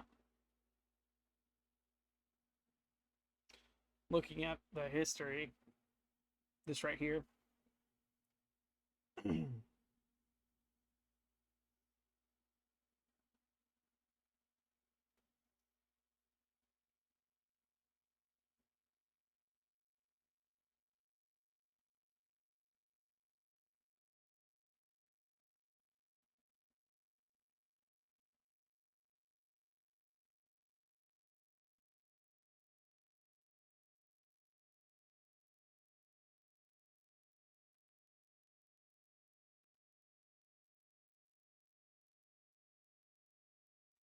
Not as great a volume as it was in the past, but it's right at equal too. And this is market open ish. This is market open, but this is like towards the midsection of the day.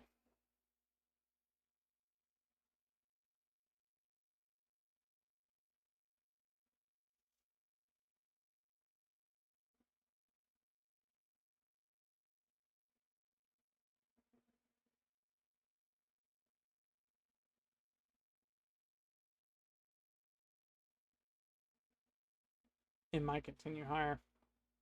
I don't know. I think I've gone on about this for long enough. I'm gonna pause the video. I'm gonna let it do its thing, and I'm gonna unpause when we either hit our first take profit or our stop loss. I think that's the safest thing I can do at the moment. I'm gonna keep this like within earshot. I'll be right back momentarily, and we'll keep this up, and we'll keep the calculator up as well. Sorry, did not mean to take that from you guys. But yeah. I'm gonna go ahead and pause now. BRB. Okay, so in the midst of setting up for stream today, this has happened so far. We haven't broke structure, we've just been slowly moving down. In respect to the breaker block, I have a slight concern, slight sneaking suspicion. What's going to happen is we're going to get a break out of that into an uptrend. And it's just going to continue to rip higher. Realistically speaking, that's not what I want to happen. I'd like for it to go lower and, again, respect that breaker block. I think I know what my mistake was this trade. I know what 3 mistakes were. The first was forgetting high time frame bias. That was just stupid of me. The second was not waiting for market open to determine whether or not price was going to manipulate the high. It did in the end, but it was only after we had figured, okay, let's go ahead and take a trade based on fair value gap, and then 1 minute, and then boom. I think I'm misapplying. I am incorrectly applying the breaker block, order block confluences to the time frame. Okay. So, assuming the breaks of structure happen, right? And they are easily identifiable. By default, an order block is formed. Okay? And while on the 5 minute, noticing that break of structure and the order block, I need to actually wait for the order block or breaker block to form. Okay? This would set me up to understand that when a breaker block is formed, then and only then can I move to the 1 minute. Now, there are two things that are flawed with that logic. First, foremost, when a fair value gap is formed from that break of structure, and when the fair value gap is formed, the inverse is formed as a result of price retracing back into the order block to create that breaker block. Because two things happen. First, we have the imbalance, the fair value gap, where price is going to want to target, which makes perfect sense. I mean, fair value gap says price is going to continue, but if it's as a result of a break of structure, I think it's best to take note that an order block is also formed, creating not one, not two, but three confluences in the same spot. So on the same 5 minute time frame, if we see a break of structure, and only if we see a break of structure after a key level's been manipulated, we would need to wait on the same time frame for the repetition or the retrace to get that breaker block formed first. After it's been formed, can I move to the 1 minute? Look for a break of structure, look for an inverse fair value gap, and from there take a trade. Enter. I do think my idea was solid in my line of thinking, even though I made the dumb mistake of forgetting high time frame bias. I think I'm gonna regret it this trade. I really, really do.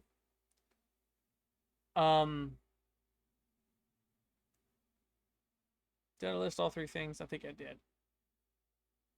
It's currently where I'm sitting though.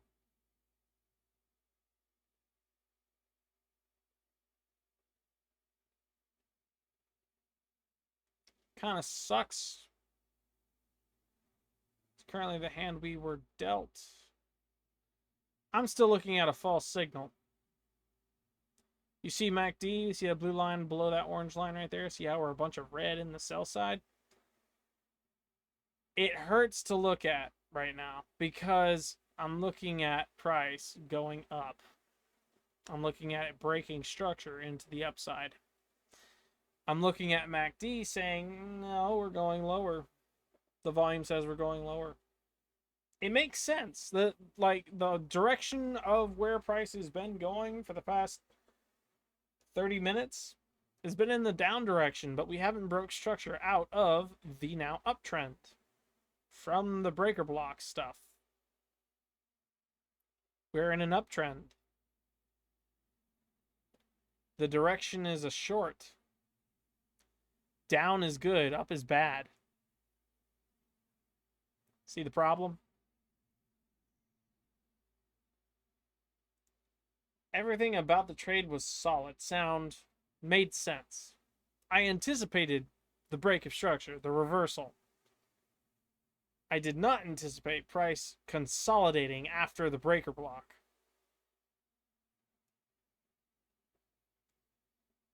And it's doing just that. It's more so consolidating than it is giving a clear direction. The breaker block clearly says down. Price doesn't want to just go down. It wants to consolidate until it has the means necessary to continue higher, which lines up quite well with the high time frame bias. Everything about the hour, the 4 hour, the day says uptrend. This is the 5 minute. If we go, I'm actually that's the wrong mouse. I gotta go here. Let's see what the 30 minutes saying right quick. 30 minutes saying we did not break structure either. So 30 minutes in line with the hour, 4 hour, the daily. Everything is saying uptrend except for the 5 minute, which makes my idea bust. Complete toast.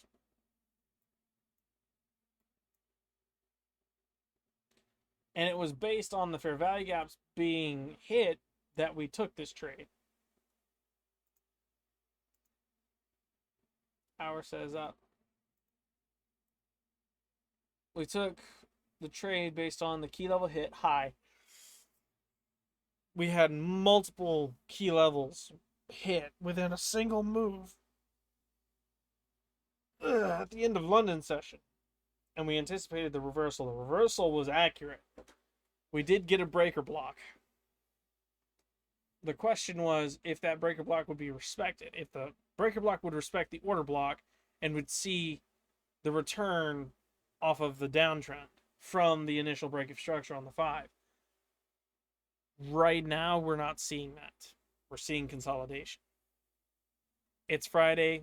Anything could have happened. Made sense. If we see price come back within that range specifically, I'm very tempted to break even. Like, very tempted. Unless there's a clear breakout, like a break of structure below this low or below this low, or just something that says, okay, we're going to break past all of this, close, and keep going. I want it to. That's a want. I think my emotions are getting a little bit of the better of me here. Kind of. Because my hope is that this will happen, but that's as simple as saying, yeah, I'm going to pull this and I hope that we get 3 slots. The idea was valid. I anticipated that reversal. I know I keep saying that reversal like it's what I hinged my bet on. It was. Why did I enter this trade? Because we were in an uptrend and I thought it would reverse. I also thought that based on all the confluences I had run through from that point forward, made sense. And that even though price went and blew past equilibrium, we still got the breaker block, which validated my idea that price would continue lower. And it's going low. It's going down right now, but it's not continuing lower beyond that break of structure, which ultimately leads to the break even. The idea wasn't entirely wrong, but it also wasn't entirely right. Price didn't want to move, making the idea not invalid, but not the best possible idea, not the best possible placement. I don't know another word to put there. It wasn't the best. And because of that, we might lose this trade. I see it moving down, and it's saying, yes, we'll move down, we'll break structure, we'll keep going, that's cool. However, there's a flip side to it, because it's consolidated after a break and an inverse. Right? I could easily see price break structure above and then just continue higher.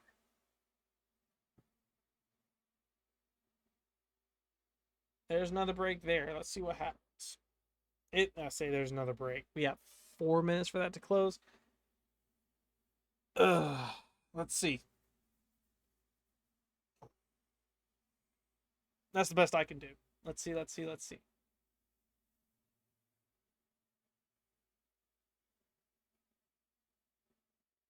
I am scaling out 0.2 every time up until that fair value gap range. Wrong mouse again. This right here. If price reaches within that, I'm taking half the position off from 246. That would leave me with 19. 19 half is... I can't do that, so I'm going with a lesser amount. It'd be not 10, but 9. It'd be 9 that I'd take to better balance that. I'd get half the position. I'd make the 25-cent fee back from the 25 lots we put in. And then from there, we can move out and then take care of actually making a profit. The problem is after that fair value gap, if it only targets the fair value gap, bounces back and goes higher, that's a problem because we could lose the trade at that point.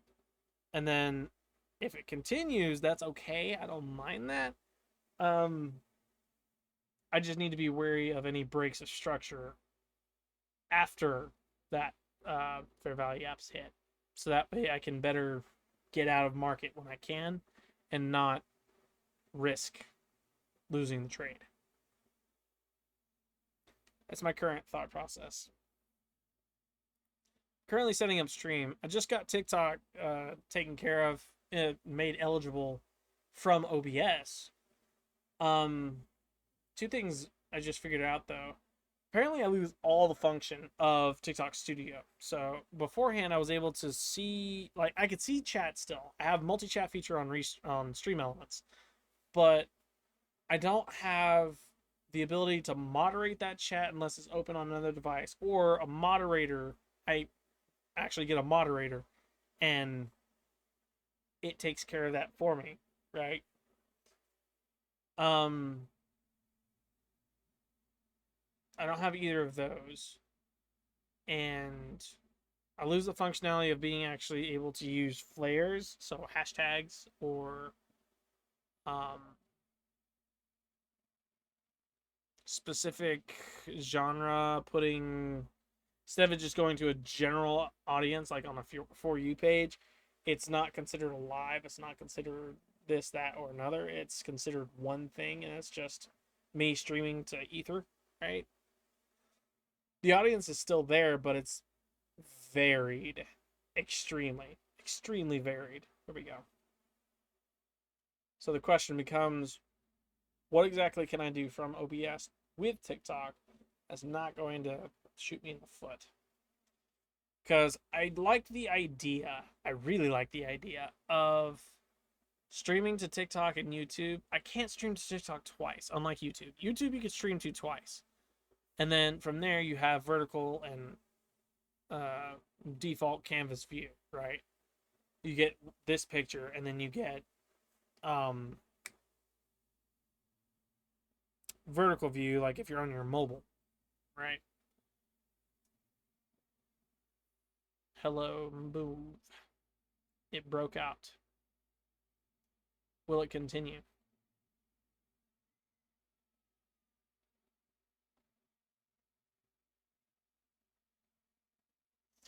The low goes all the way down to that bottom blue line right there.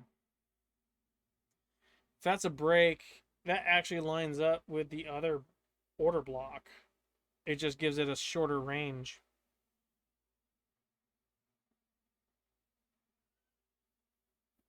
Hello, price gap. Might actually clean it up a little bit.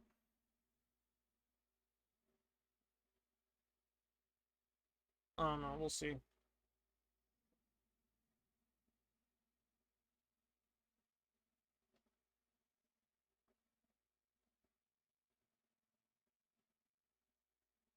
I don't know. I don't know what I can do here though.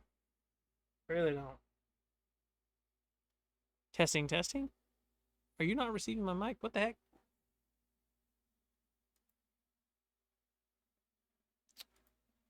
So that's that. Where is?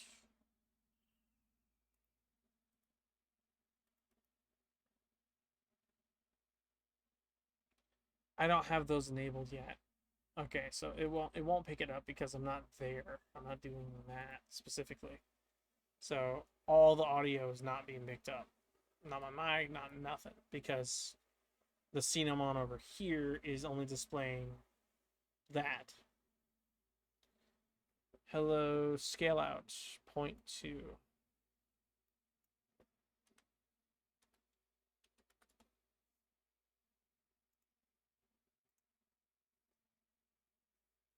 We're going to scale out 0.2 there, just to keep things simple. Did we make that back?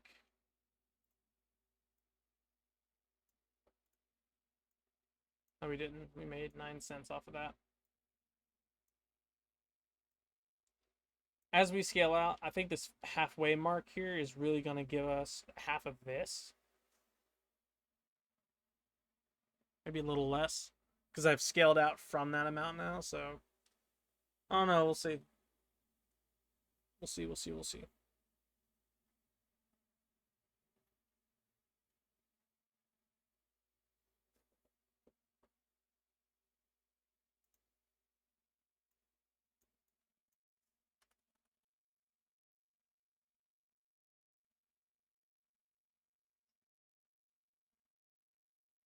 I'll wait.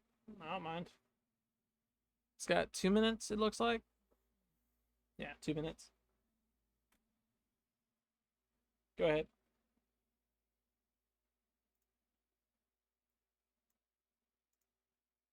There's our second. Take profit.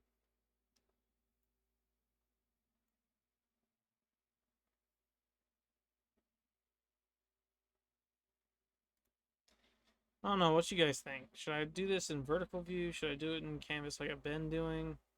Should I continue streaming from TikTok Live? Because unlike OBS, where it's sending one stream to 3 different outputs, copying it, right? TikTok Live, the studio, was its own thing.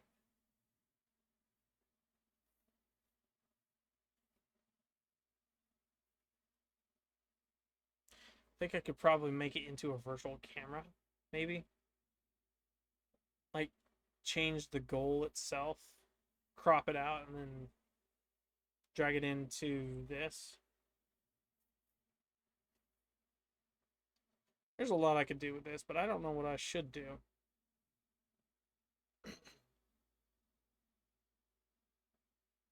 Hmm.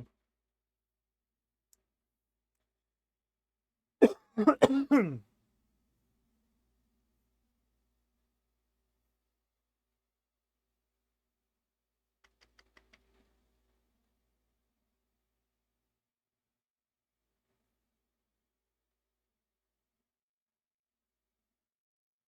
hope you guys enjoyed the video I posted today on the Gaming Orb. I put effort into it. I put some music to it. It sounds really, really, really nice. I didn't do as many memes as I usually do just because I didn't really care for it at the time. I really didn't. However, I did some advanced editing in there, and I really hope you like it. I really, really do. Gives some interactability with the video, so it's not all you see everything and get no surprise.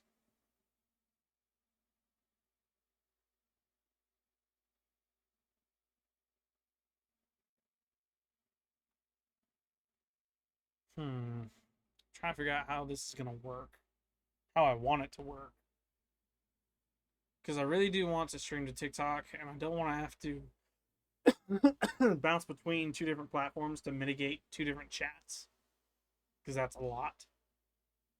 So, Doji with indecisiveness, big oof. It's okay. There is 2 ways this could work. Either A, it retraces into this order block and continues breaker block fashion from this mode forward, or it comes with an equilibrium.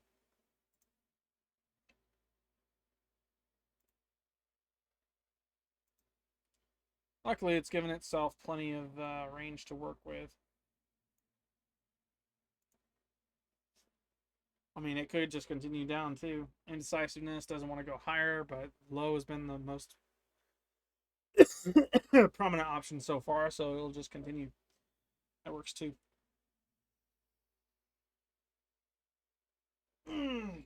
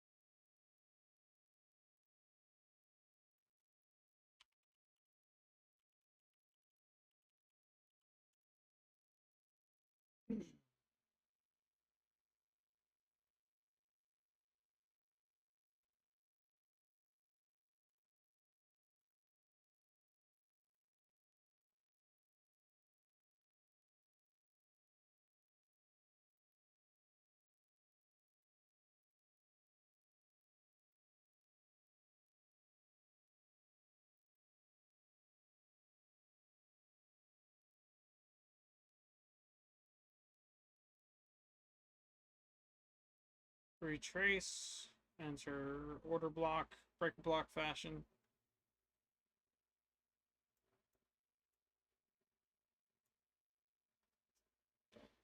Super strong moves up too.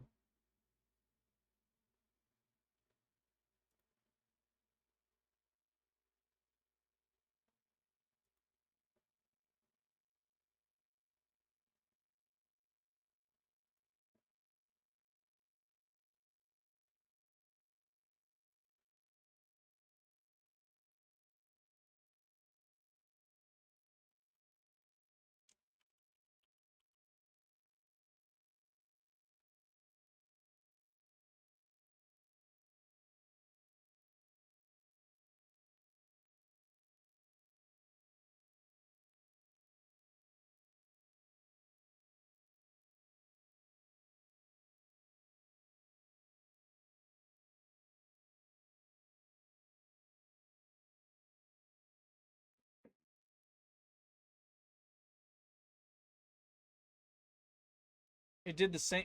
I think it's going to do the same thing it did a second ago. It retraces up into this order block range, breaker block style, the same way I've been doing it. And it's going to trickle down first, and then we'll see a small breakout, and it'll just keep going from there, I think.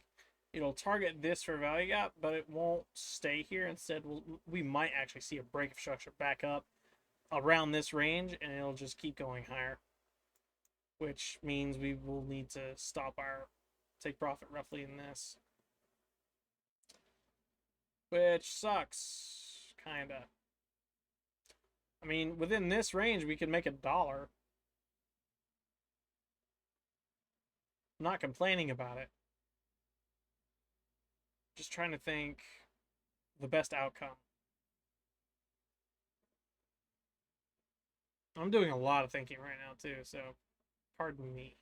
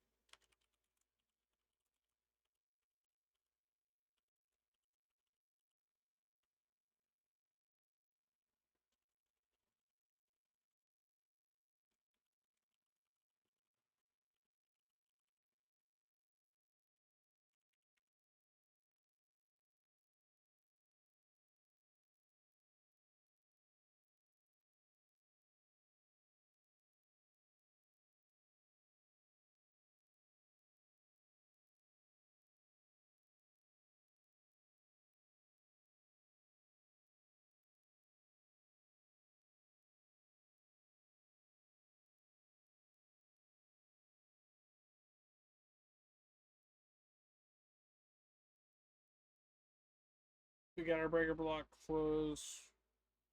Now we're looking for price to just continue on down. It didn't do the same thing. It did it a little bit more clearly, less of a false signal. We could see price continue lower.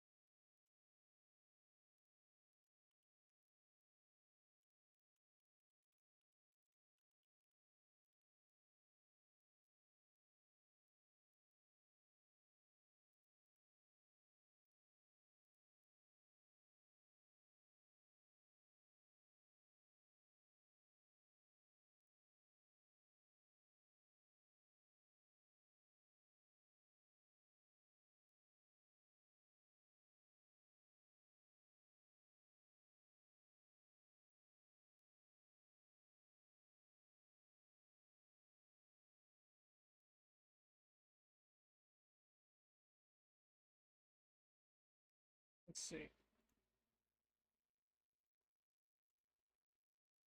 So hammer doji on the downtrend. Continuation. Indecisive, but very much so continuance. There's more to target lower than there is higher. There's a few highs it could hit.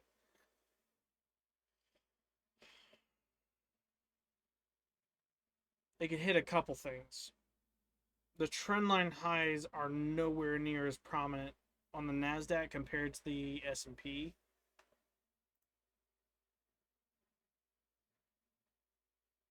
And they're varied.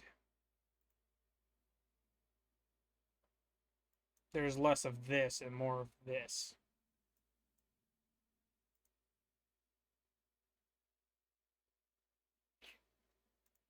Yeah. I think we'll see it continue lower. It's going to be very slow, though.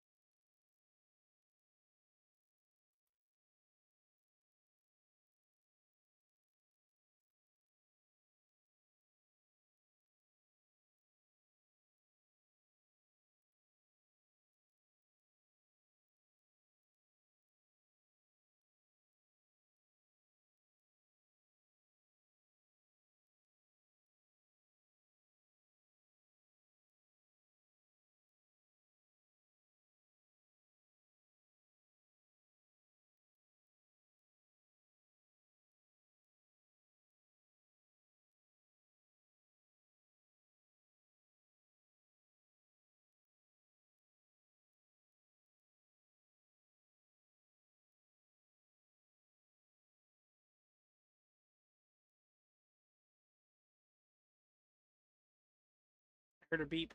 Don't know from where, though.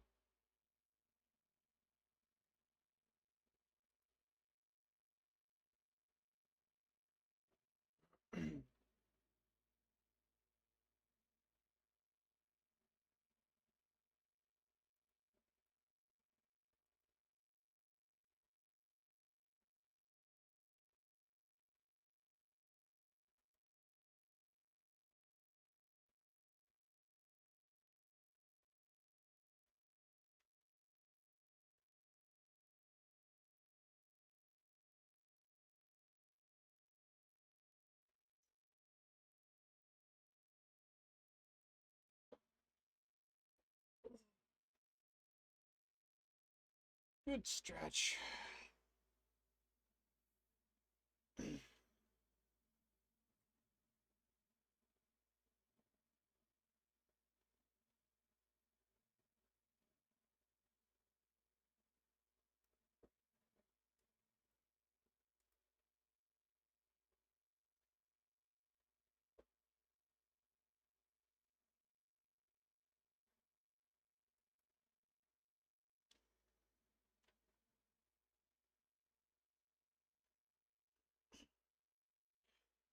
Okay.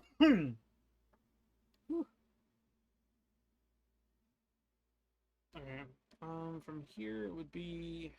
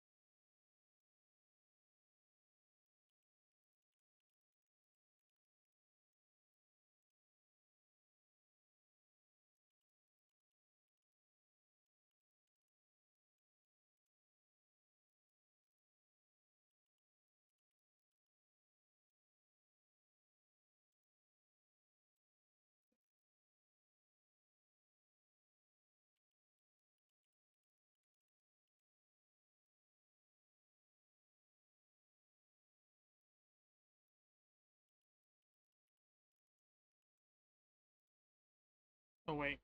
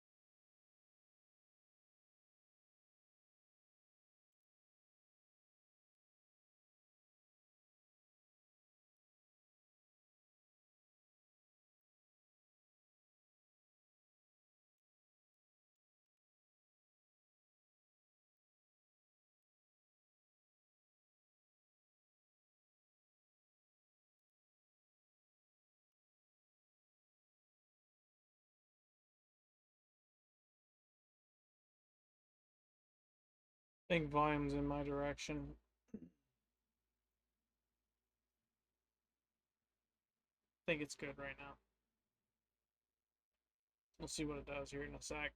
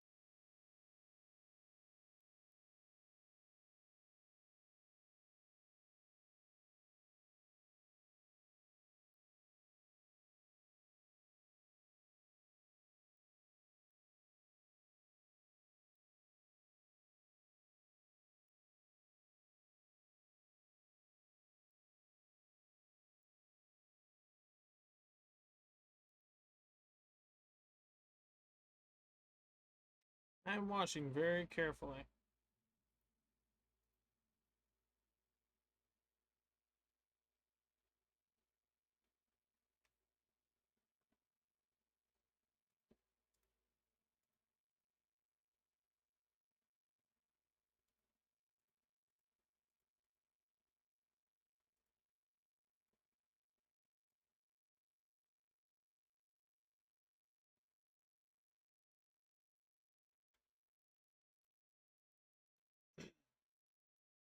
I have to disconnect, reconnect, sign in, and that is how that works every single time. Huh? That kind of sucks. TikTok has a bug on OBS where if you're signed in to Stream Elements on OBS and you want to have TikTok to be able to stream to it, right? Um, and you decide to close out of OBS for whatever reason, apparently it unticks the TikTok checkbox that says, "Hey, stream to TikTok," right? And what it does in place is essentially it will take all of TikTok completely off, and when you reopen it, you'll have to disconnect it, reconnect it, and then either sign in and out of Stream Elements or just disconnect, reconnect, sign in, and then from there it should be good to go. But I have yet to test to see if it's even going to work the way I want it to. I'd like for it to work the way I want it to, but there is no telling as of right now if it's going to. So, if you're interested in watching stream, go check that out. You can find it literally down below on Twitch. If you're interested in watching the VOD, go to the YouTube link on the Twitch page. It'll lead you to the Vault channel on YouTube. From there, you'll have access to all of my content.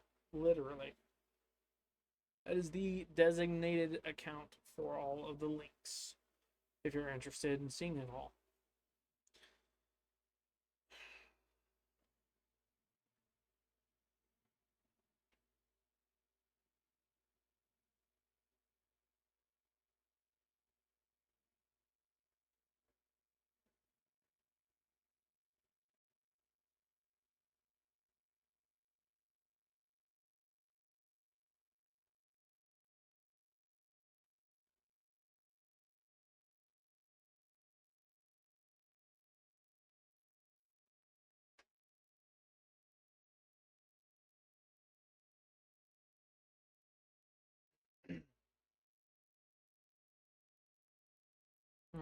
Waiting.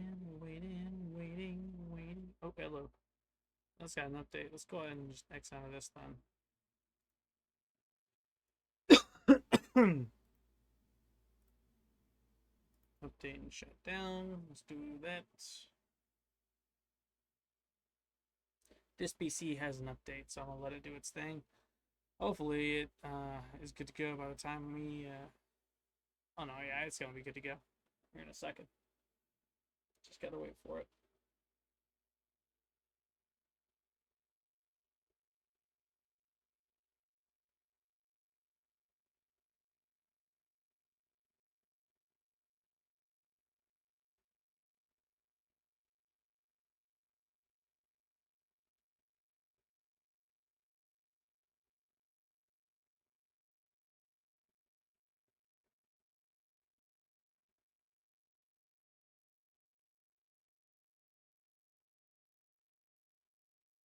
Not gonna lie, I'm a little tired. Stood up a little late last night. That's my fault.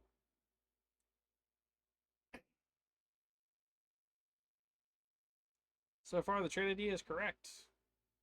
So far. We'll see how long it lasts. I'm pause the video now.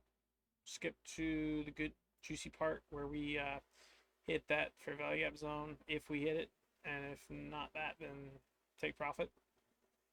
We'll see here in a second. BRB. Well, I may have screwed up.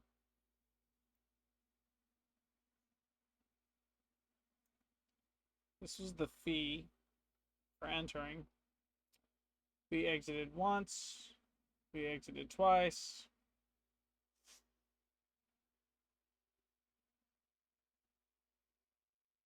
I think I may have screwed up just a smidge. I think I may have made a boo-boo. Because that is not the number I meant to end up with. I mean, we're in the profit now. We've technically taken the majority of the profit. We have 0.01 lots in now. Now my biggest question is because we have the profit. We've recovered the fee, we're in the positive, we're up on the month. I'm curious to know where market's gonna go now. I kinda wanna hold on to this just to see where it'll go, knowing we're not gonna lose much if we do lose. Okay.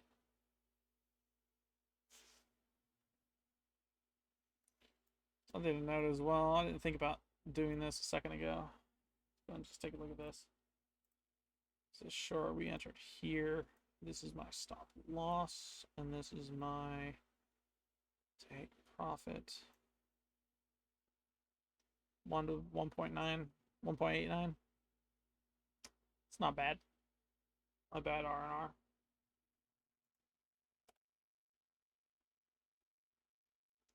I made a boo-boo. I made 4 boo-boos now. But it put us in the green. So no harm, no foul. Kinda. I'm very curious to know where price is going to want to go after this. If we can make like another 50 cents, I wouldn't mind that. And get all the way back up. Technically, we're already at $44.06. That's realized. I want to see if we can get like $45. Like another dollar from this would be pretty dang cool. If we can get it from the 0.01, which I know is highly unlikely, but it's a potential. See, what I did was, I thought I did this right here. So I thought I did highlight, right? 0.02.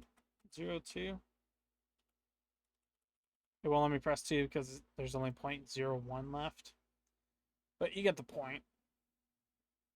For some reason, it didn't, I guess I fat fingered 2 instead of 0. We had 21 remaining. I meant to go down to 19. Accidentally pressed 2 instead of 0 and sent us all the way down to 0.01. Oops. Big oof.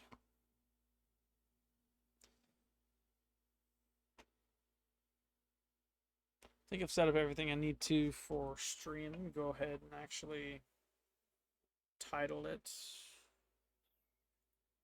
What should I title today's stream, chat? Comment section.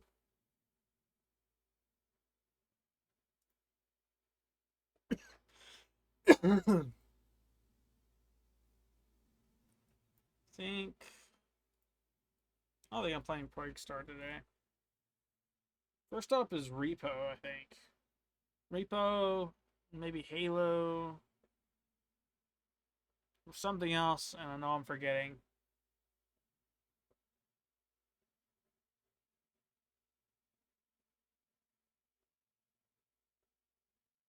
Not Gmod.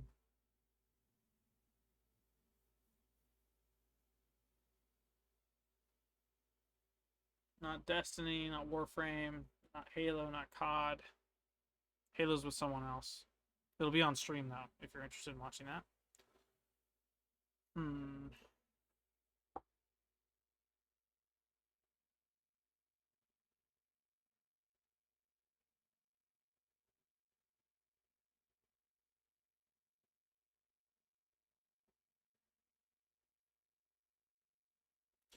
Start with Repo.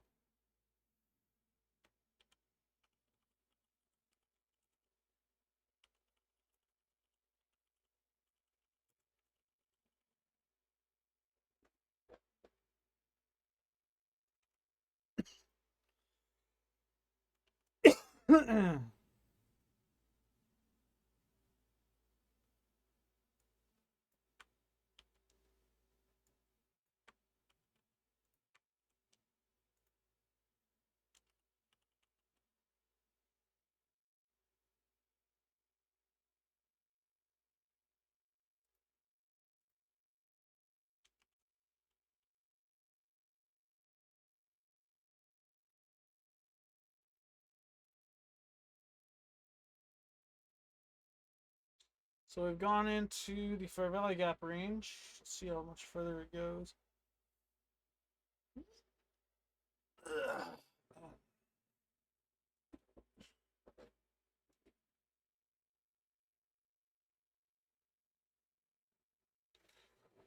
And just seal that up real quick so we have space to do this. Because this is a little bit more important. Saying it's unimportant, just that it's a little bit more.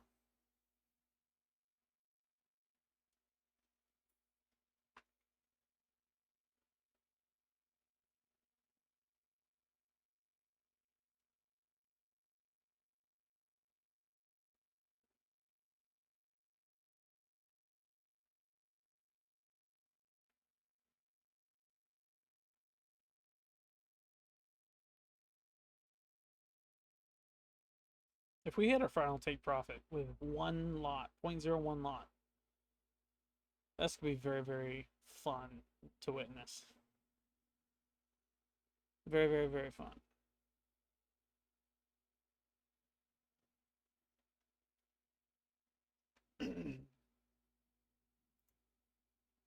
No news hit, so we're on the clear on that. That's where we wind up real quick. We want to go here. We wound up with, let's go to our notes here, and then here, and then we go scroll down. Negative 0.61. Calculator. We get 0.61. And then we, from there, subtract 0.25, but we add 0.09, 0.14, and then 1.84. We are up $1.21 on the month, and we still have running profit. Let's see what happens.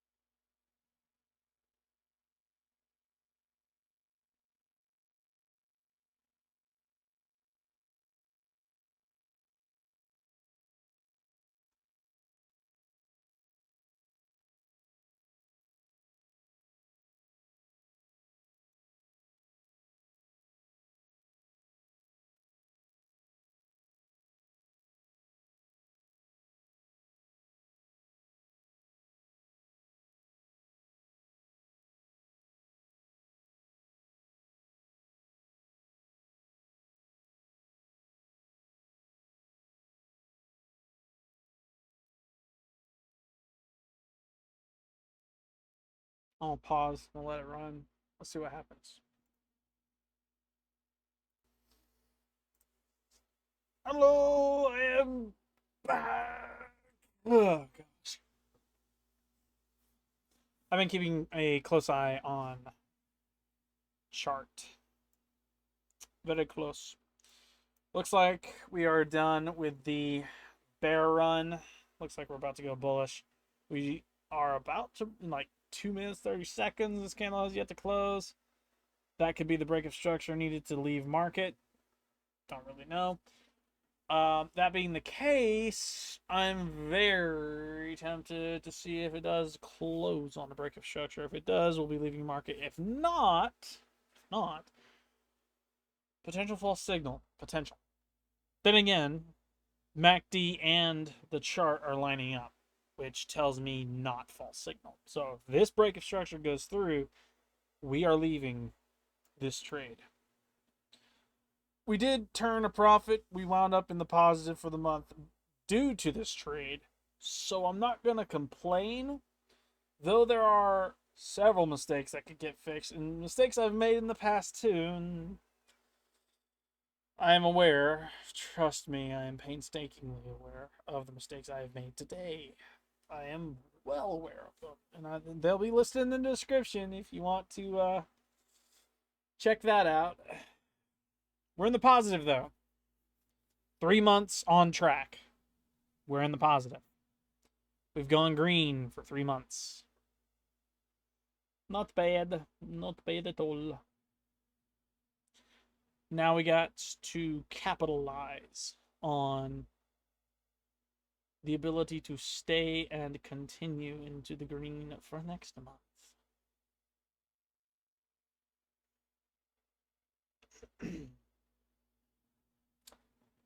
I'm gonna wait. I'm gonna see. I'm gonna look.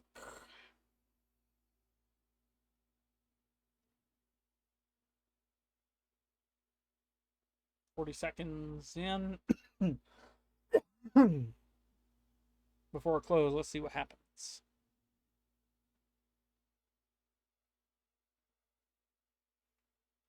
About to be noon. We got 1 penny. We might actually close at break even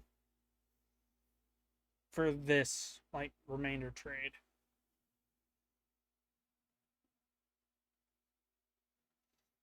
If not, we'll lose a penny, and that's completely fine too.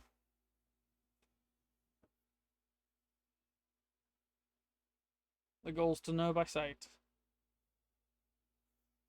Alright, that was break of structure.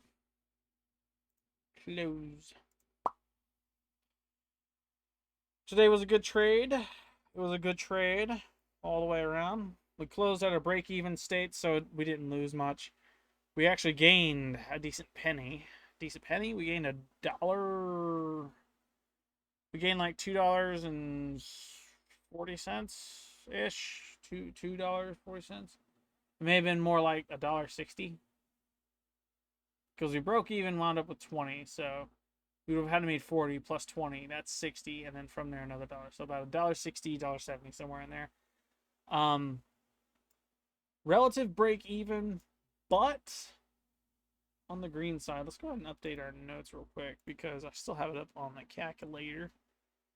We broke with a positive 1.21 Dolores.